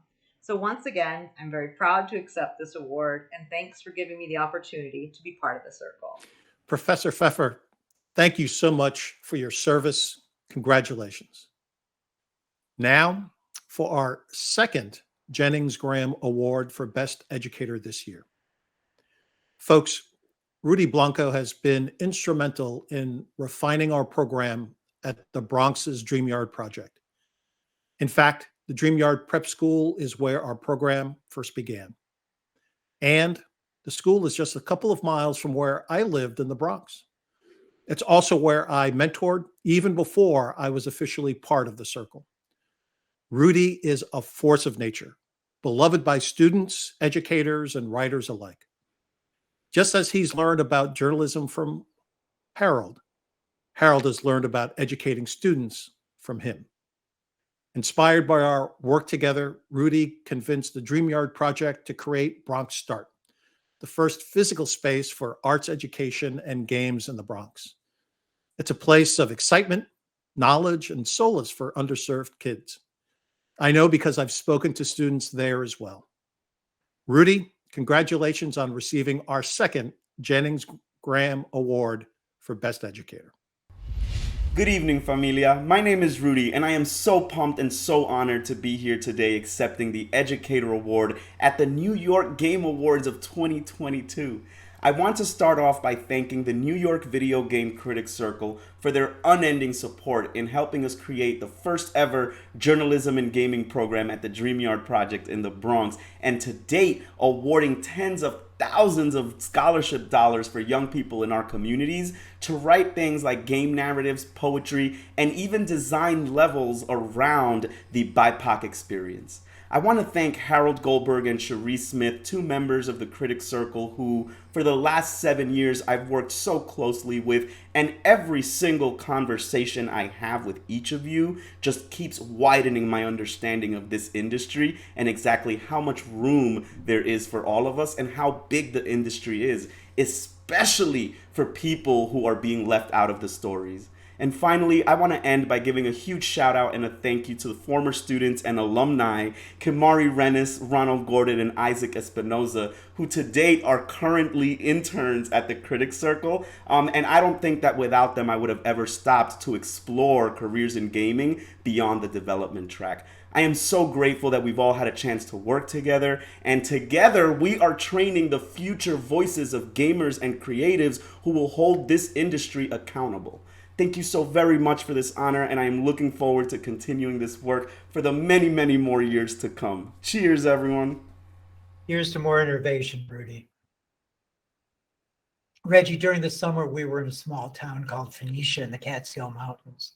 At a tiny music festival there, we heard a young artist from Woodstock who was singing a song about games and LARPing on the ukulele. I'm thrilled to have Ollie Milford with us in their New York Game Awards debut. Hello, my name is Ollie Milford, and this is a song I wrote about the classic Dungeons & Dragons character, the cleric. I'm used to wounds, I'm used to gore, I'm used to blood and so much more. I use my magic to fix. Along with all my medical tricks, a cleric's purpose is to heal. So I don't let myself feel any emotions, not even the notion, until your gleaming sword, your gleaming eyes. When you arrived, you caught me by surprise. I shake your hand, I get your name. When you smile, it sets my heart aflame. As time goes, my feelings grow. You played along, you seemed to know how I felt. But one weekend, you introduced me to your new boyfriend. I am a cleric, but there's wounds I cannot heal, like the ones you placed upon my heart. They felt so real, they hurt like imaginary stab wounds through the chest. I tried my best to fix them, but magic can't help us here. You and your team, you and your pair, you go fight monsters like I care. You are victorious every time. I wish I didn't wish you were mine. Then come one day, you were attacked, your partner dead. You crawl back, you ask for a bandage or a heal. I am frozen as you fall and kneel. I am a cleric, but there's wounds I cannot heal, like the ones you placed upon my heart. They felt so real, they hurt like imaginary stab wounds through the chest. I tried my best to fix them, but magic can't help us here. As you double over in pain, I ask myself, what is my aim? To let you die? No, just to let you suffer. But the light in your eyes dims as I grab hold of your limbs. But it's too late. It's too late.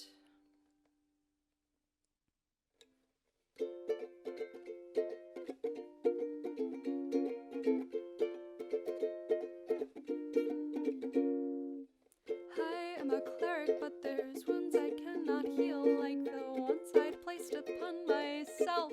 They felt so real, they hurt like imaginary stab wounds through the chest. I tried my best to fix you, but magic can't help us here.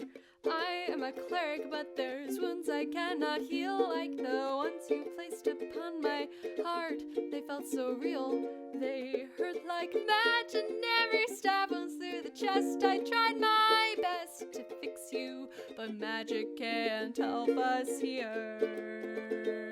No, magic can't help us here. Magic won't help us here.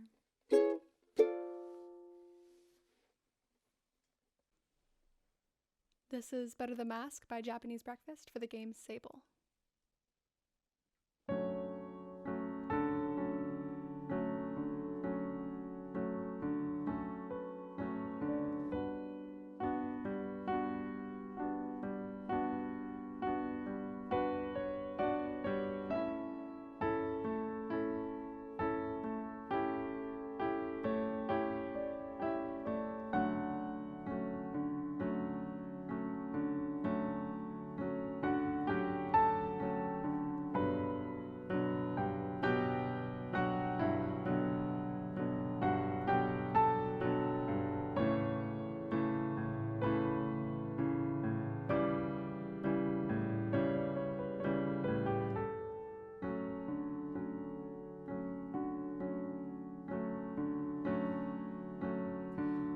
Something happens every day.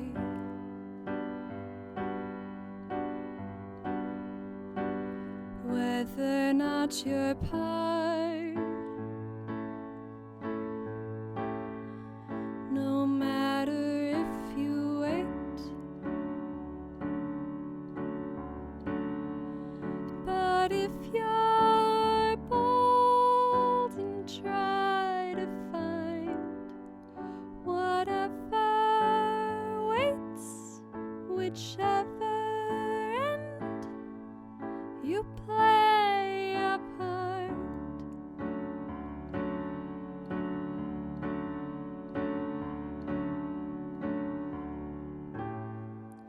And if in time you find that you've doubled back, learn to rely on a future you made in which it gets better.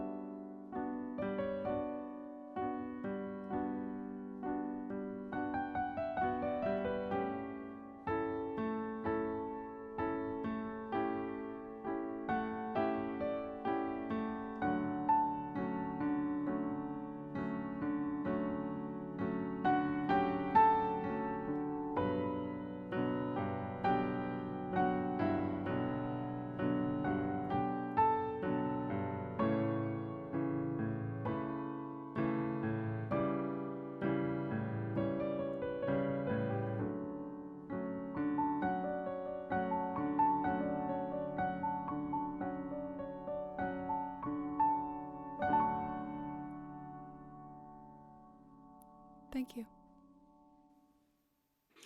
Ollie is a burgeoning talent, that's for sure. Thanks so much, Ollie. Now, here's senior intern Kamari Rennis, along with intern Makeda Byfield. They're presenting our Coney Island Dreamland Award for Best AR/VR Game. Hello, my name is Kamari Rennis. I'm a senior intern at the New York Videogame Critics Circle, and I'm a game design major at NYU. Hi, my name is Makeda Byfield, and I'm an intern with the New York Video Games Critics Circle. My journey with the circle began over a year ago in a class that they were offering in an ongoing partnership with BronxWorks. I've had the opportunity to review video games, meet some amazing people, and develop my writing while entering the gaming community. This same community was a source of socialization and relaxation for so many throughout the pandemic. These past 2 years, it seems like we all turned to other sources to escape this less than ideal reality. Some people binge watched their favorite shows, others found an online community, and in our cases, we turned to virtual reality. So it's no surprise to anyone that virtual reality brings a new level of immersion to our gaming needs. As we are still in a pandemic, there are some dangers that keep us bound indoors. Thankfully, the only danger VR poses to us is maybe a misplaced chair in the living room. Whether we grasp two sabers jamming out to our favorite music or stop the flow of time in polygonal life or death situations, so long as we have a space to stand, that space can become any world that we want. So, looking past all the moments where we jump into flat screen TVs and bash our knees against coffee tables, let's announce the nominees for the best VR and AR games of 2021. The nominees are Resident Evil 4, Ragnarok, Star Wars Pinball VR, Traffic Jams, Mare, and Floor Plan 2. And the winner for best VR and AR games is Resident Evil 4 Armature Studios.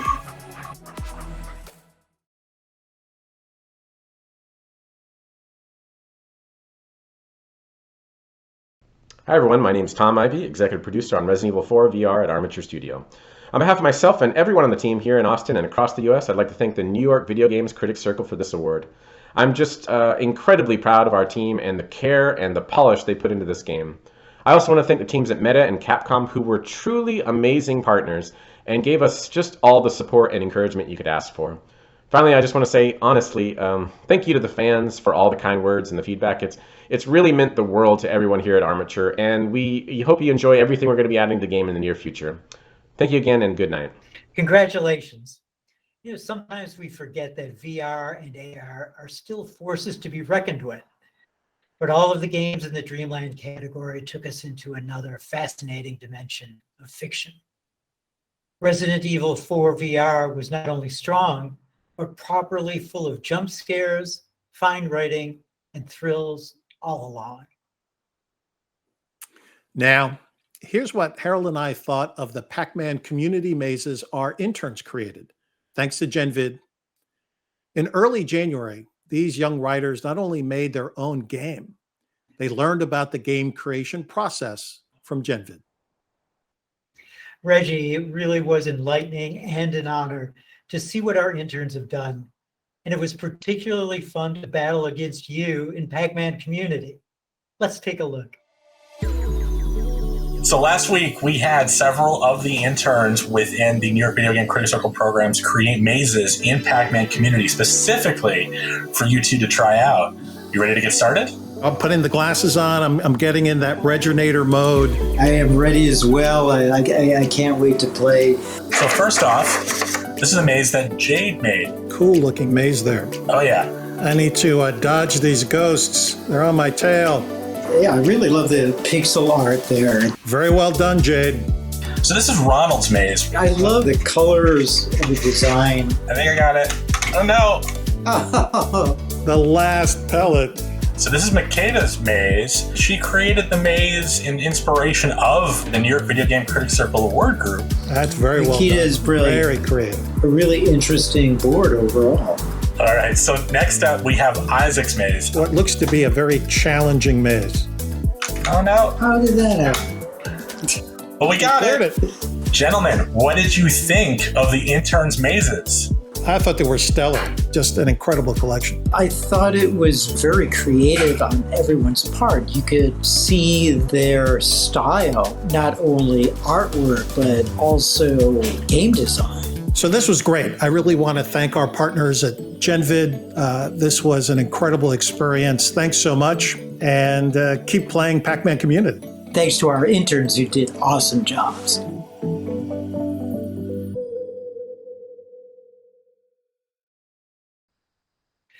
Now we have another cool surprise, right, Reggie?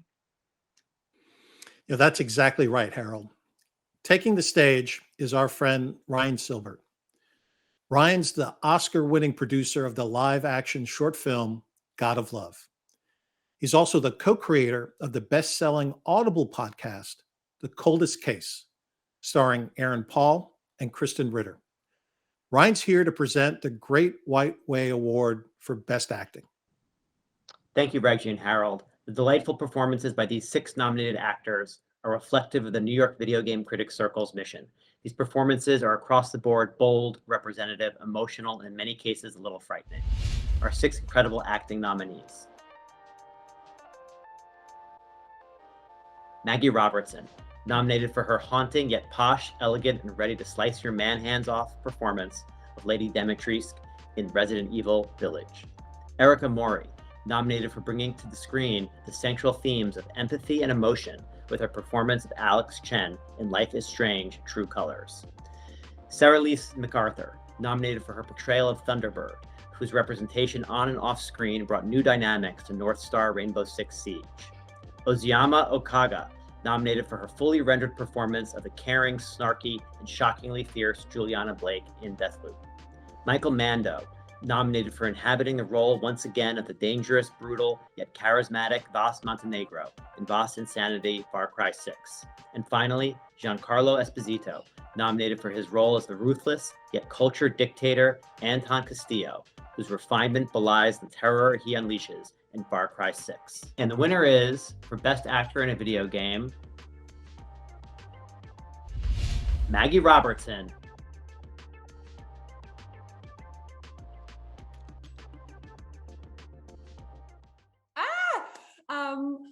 Wow. Okay. Yes, I would like, thank you so much to the New York Game Awards. It is my immense honor and pleasure to be here. I would like to give a really big shout out to my fellow nominees. Your work on these games has been so spectacular. It is because of you. It is because of you guys that I am continually inspired to keep pushing and growing and doing my best work as an artist. So truly thank you guys so much for that. Yeah, I would really like to give a big shout out to Capcom because you have created such an amazing game in a world that I want to just immerse myself in all the time. And I am just so honored to be even a small piece of that. To Steve Knieble, our amazing cinematics director, Rosanna Sun, DJ Hawk with the Workhouse, and last but not least, my fellow castmates. You guys have really welcomed me into the Resident Evil family, and I'm so grateful to you because without the work that you guys did on this game, I would not be here.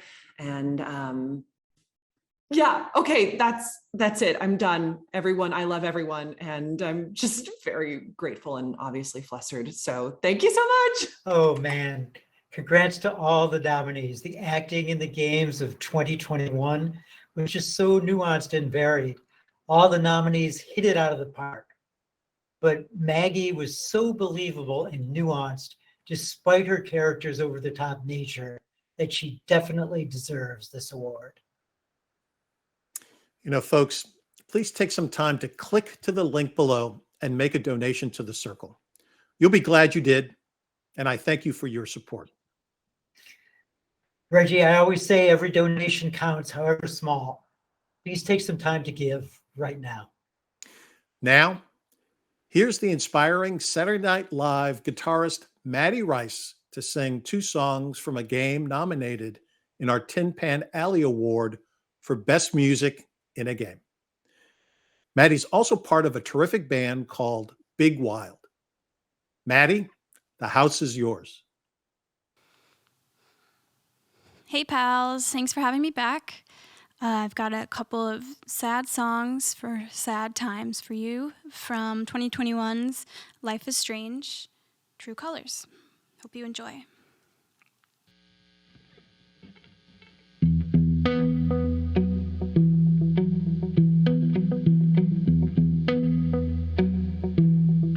When you were here before, I couldn't look you in the eye. You're just like an angel. Your skin makes me cry.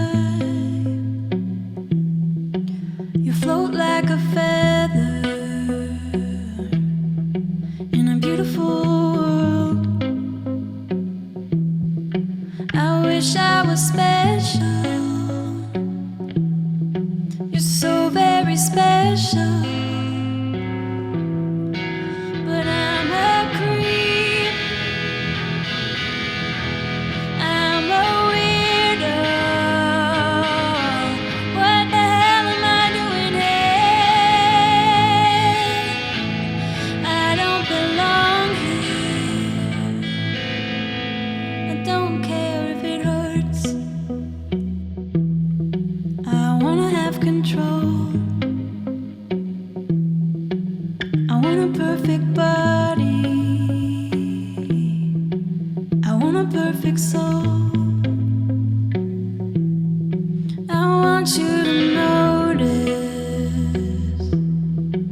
when I'm not around.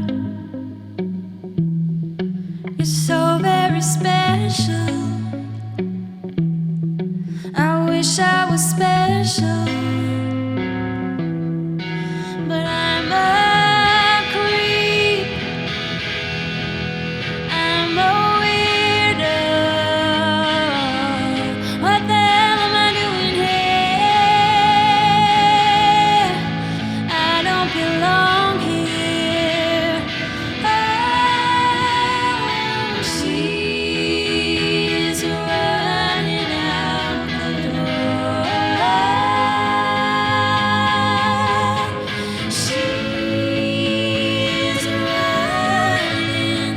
She runs, she runs, she runs.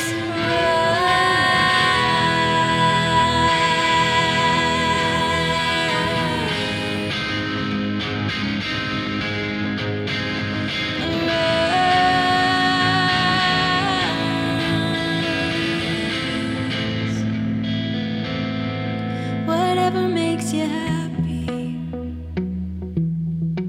whatever you want. You're so very special. I wish I was special, but I'm a creep. I'm a weirdo. What the hell am I doing here? I don't belong here. I don't belong.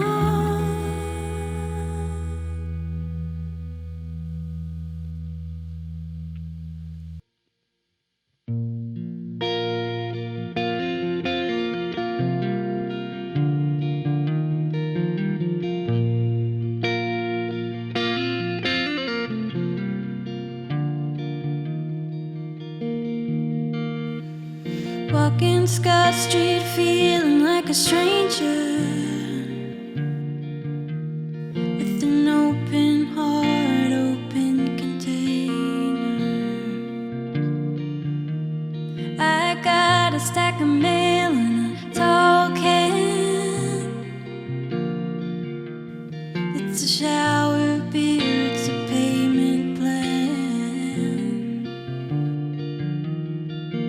This helicopter's over my head. Every night when I go to bed, spending money and I earned it. But when I'm lonely, that's when I'll burn it. Do you feel ashamed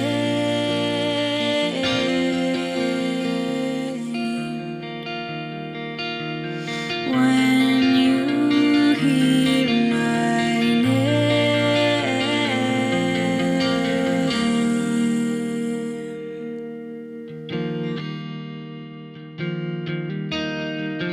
I asked you, how is your sister? I heard she got her degree. I said, that makes me feel old. She said, what does that make me?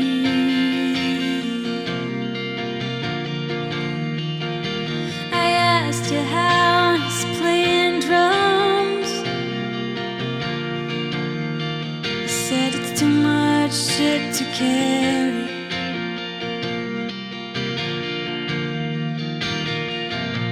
And what about the band? He said, they're all getting married.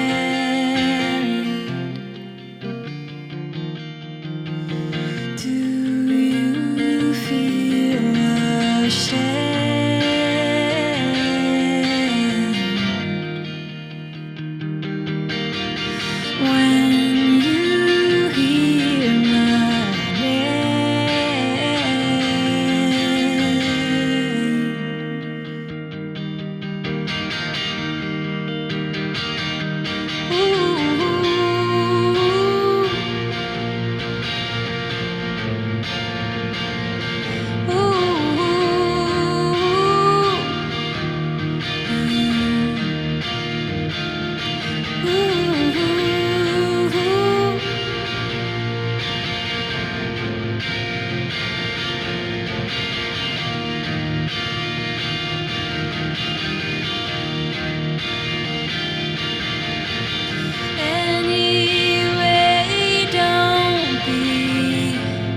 stranger.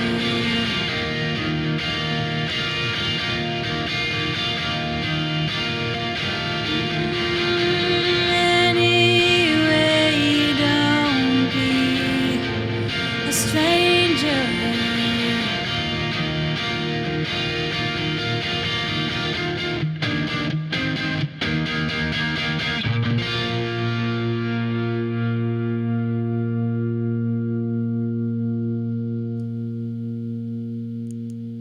Thanks a lot.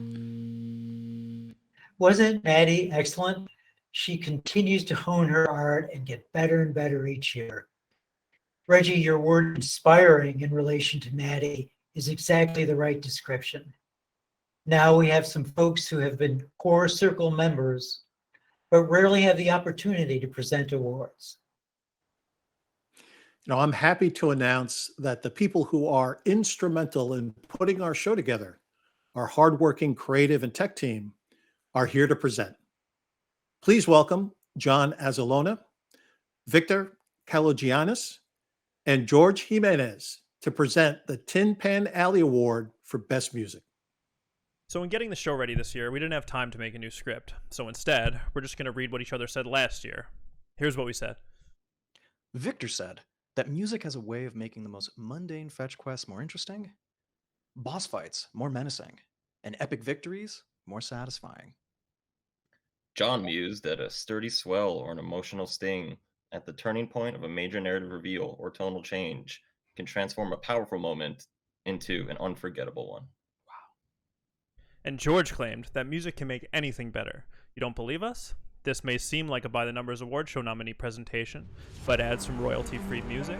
We found a line to slowly billow up as we talk, and just like that, we've made things more dramatic by at least 25%. That being said, here are the nominees for Best Music.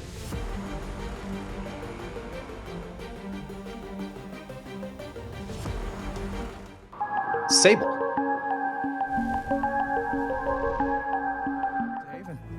Life is Strange. This is pretty sweet. Colors. Chicory. Colorful Tale. Genesis Noir. Far Cry 6. Everhood.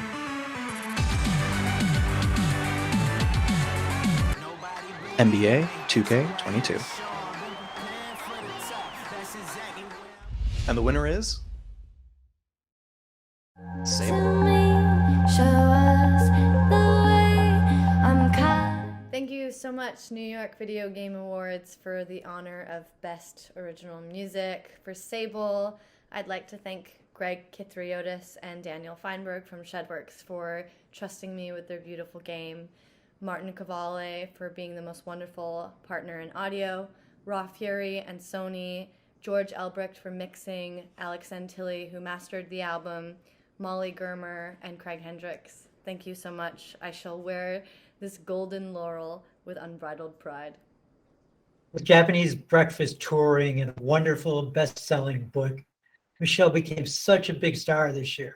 I'm so glad she had the time to accept our award. Reggie, last year we began a partnership with Rockstar Games to offer a $10,000 scholarship to a student who's been living at a homeless residence. That amount is enough to cover a full year at a city college here, along with a healthy chunk of cash for tech items, books, and food. Thanks so much to Rockstar Games for underwriting this award for students in homeless residences.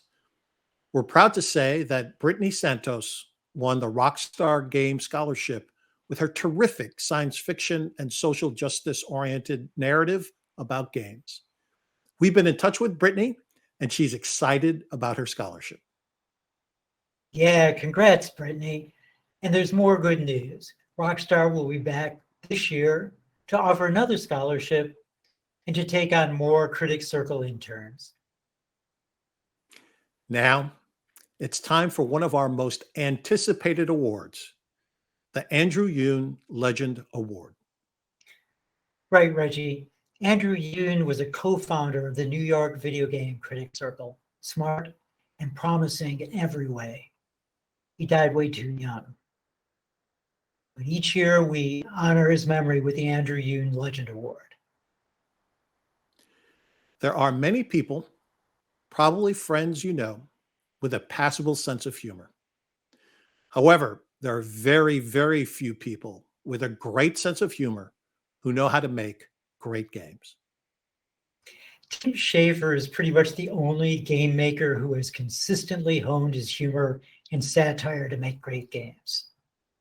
While he worked on Maniac Mansion as a scumlet, as he says, at LucasArts, his first killer dialogue came with The Secret of Monkey Island. Even in the names of characters, you can find inspirations from Charles Dickens and Kurt Vonnegut. In a preview of Psychonauts 2 for the Washington Post I wrote, with Tim Schafer, you're in the capable hands of a master craftsman of language and animation. Schafer also knows his psychological foibles, and sometimes Raz, with his saucer eyes, brow-furrowed determination, and aviator goggles, makes you feel like the ultimate hero in a world of mind-bending wackiness. Speaking as a past recipient of the Andrew Yoon Legend Award, I am sure this is a meaningful honor for Tim. It certainly is for me. Here's a video the Critics Circle created to honor Tim. Listen, I'd like to tell you a story. When I found out that Tim Schafer was getting the Legend Award this year, I was so excited because Tim Schafer has designed 3 of my top 5 games of all time, maybe 3 of my top 3 games of all time. And we were talking before about all of what our favorites are. I don't think you could pick. Everybody would have a different idea of which 3. And that just shows you the breadth of his career and how many iconic games he's made. And the games that Tim Schafer was a part of, to be more than just games. They were journeys to take a part in. Definitely some of the ones that will stick with me are, the Psychonauts just in general, because of how in-depth it went into what it explored and how it had tones of seriousness and also tones of comedy and this light and airy joy to it. You can't really say point and click without thinking of Tim Schafer. You've got Curse of Monkey Island, you've got Day of the Tentacle, all these great games and styles and music. All of this makes up the magic that is a Tim Schafer game. What I've loved about Tim Schafer games when I was a kid were that they were always lighthearted and colorful, and they had these different art styles and music that you could really relate to. But as I've gotten older and I've gone through and played, particularly doing Psychonauts 2, a game where you're whimsically jumping into people's heads and curing their trauma. Tim Schafer is part of my writing history in the world of games. I remember a bunch of us were at Entertainment Weekly when Grim Fandango came out, and we just did not know what we were experiencing. It was so different and so new and so funny. And Manny Calavera was such a great character. The soundtrack blew us all away. I think, as a former music critic, that soundtrack that year would have been on my top 10 list. I tend to really like horror-oriented games, and I think that's why I like Ken Levine's BioShock so much. One day I went into Ken's office to interview him about BioShock, and I was wearing a Grim Fandango shirt, and I kept that shirt really clean, bleached it. I only wore it on rare occasions when I was doing something important. And Tim and Ken asked me, "Is that a real shirt? Is that shirt real? Is that the original?" I said, yeah, man, that is the original Grim Fandango shirt that they sent out. And after that, he gave me a lot more respect than previously. So it meant to me how well respected Tim is, not only amongst fans, but within the industry as well.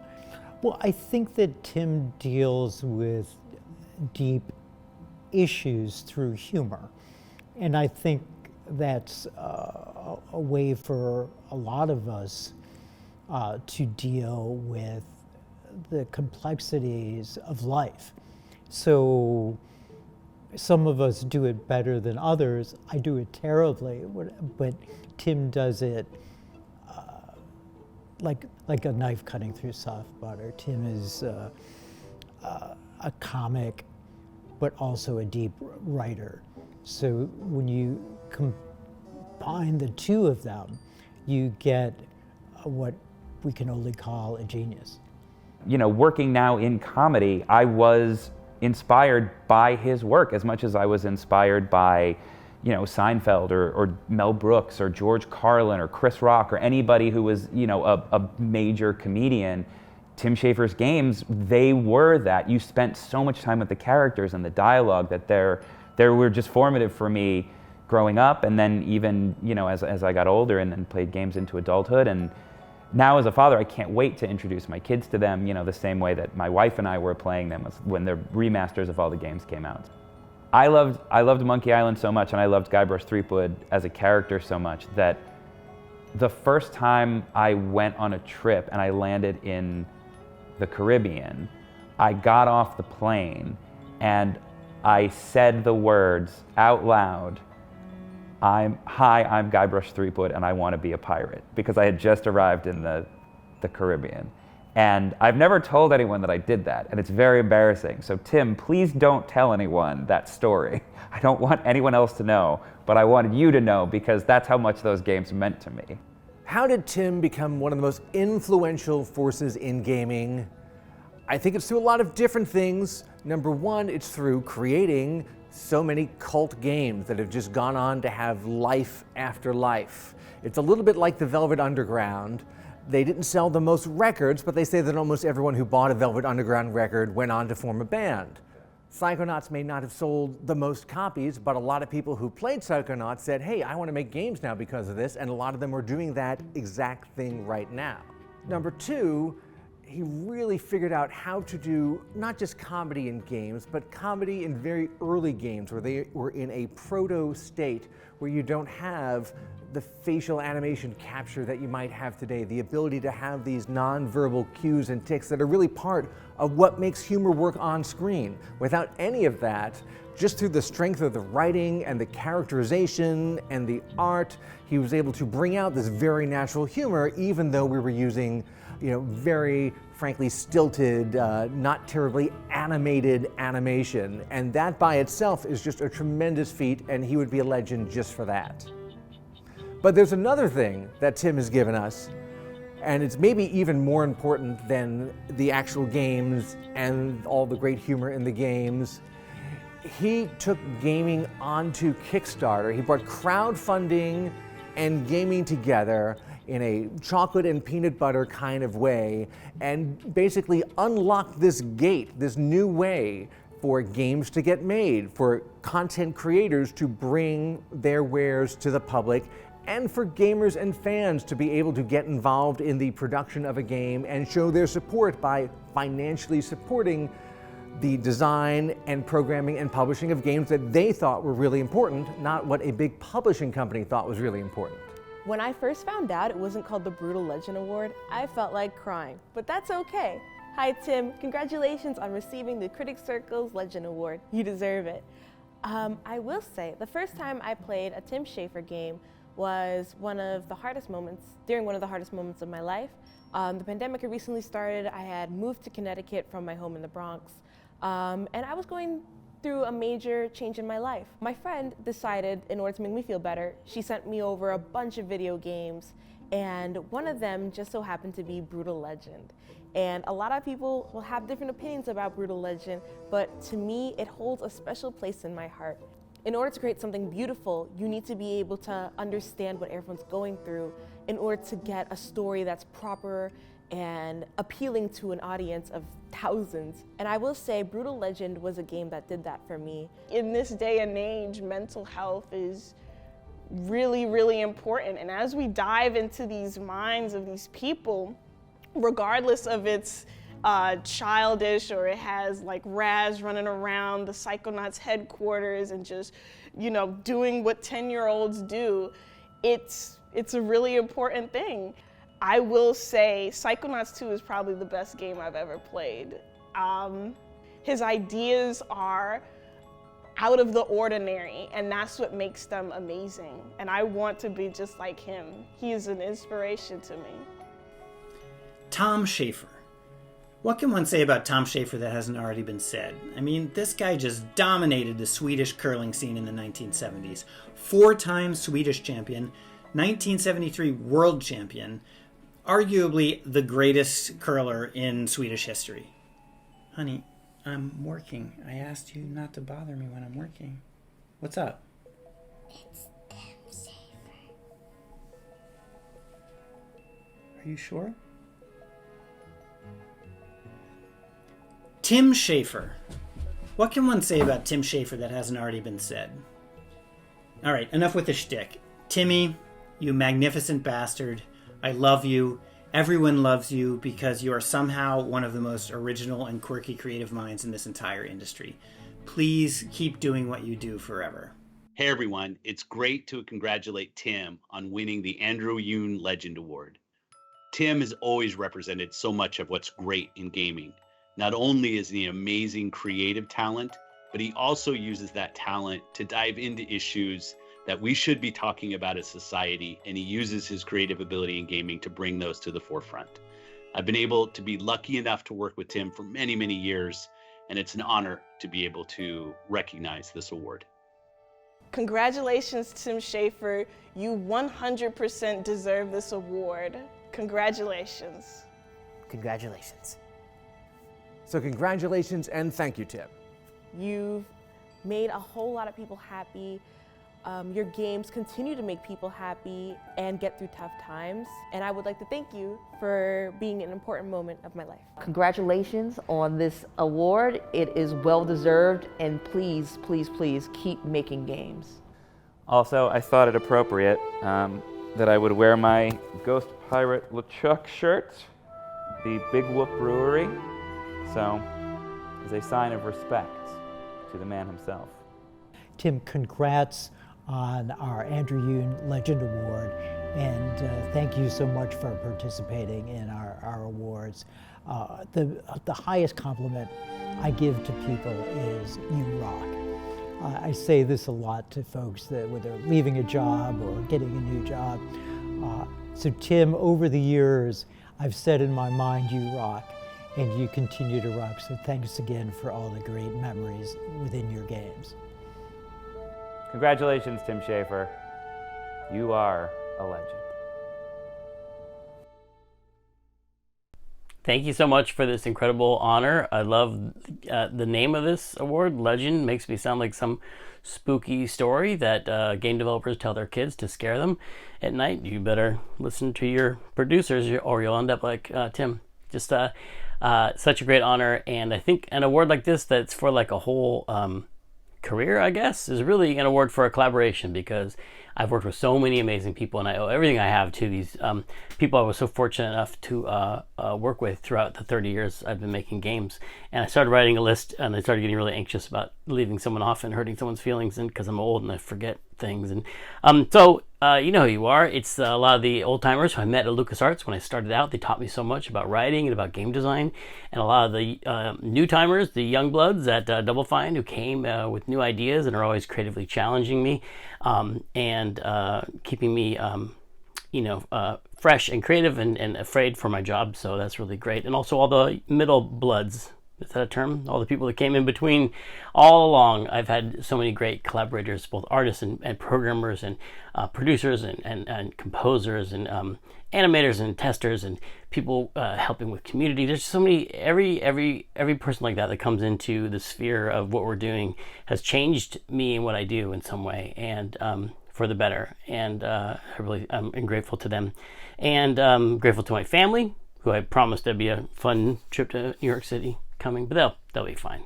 They'll forget about it. COVID. And I also want to thank, for getting me into this industry. The first job I ever had was at LucasArts Entertainment. So thanks to George and everybody. But I only got that job because I went to the Career Center at UC Berkeley, and UC Berkeley was tuition free at that time. So I got free college education. So I want to thank the taxpayers of California for spotting my education. And I hope someday college is free for everybody so that everyone can have the same advantages I had and had this amazing time like I had making games. And thanks to all the players for playing all the games, and thanks especially to the New York Videogame Critics Circle for this this fabulous honor. I wish I could be there in person because these events often have open bars and that would be fun. But this is still fun and it's still a great honor, and thank you so much. All right, Reggie, all right. It's time for the big one, and we've been eagerly awaiting for this moment all night. You know, I'm as excited as you are, Harold, because it's time for the Big Apple Award for Best Game of the Year. It's tradition for the newest members of the New York Videogame Critics Circle to present our Game of the Year award. So please welcome Carolyn Pettit from Kotaku, Alyssa Mercante from Games Radar, and Tony Polanco from Tom's Guide. From adorable indie games made by small teams to massive big budget blockbusters, this year's Game of the Year nominees demonstrate that games at their best can thrill us, move us, and deliver all kinds of unforgettable experiences. This year's nominees include outstanding new entries in series that have been thrilling players for decades and games that give us entirely new worlds, characters, and creative visions. The nominees for the 2021 New York Game Awards Game of the Year are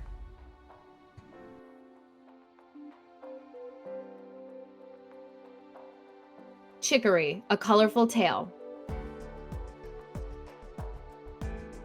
Dwarf Romantic, Metroid Dread, Resident Evil Village, Psychonauts 2, Life is Strange, True Colors, Halo Infinite, Deathloop,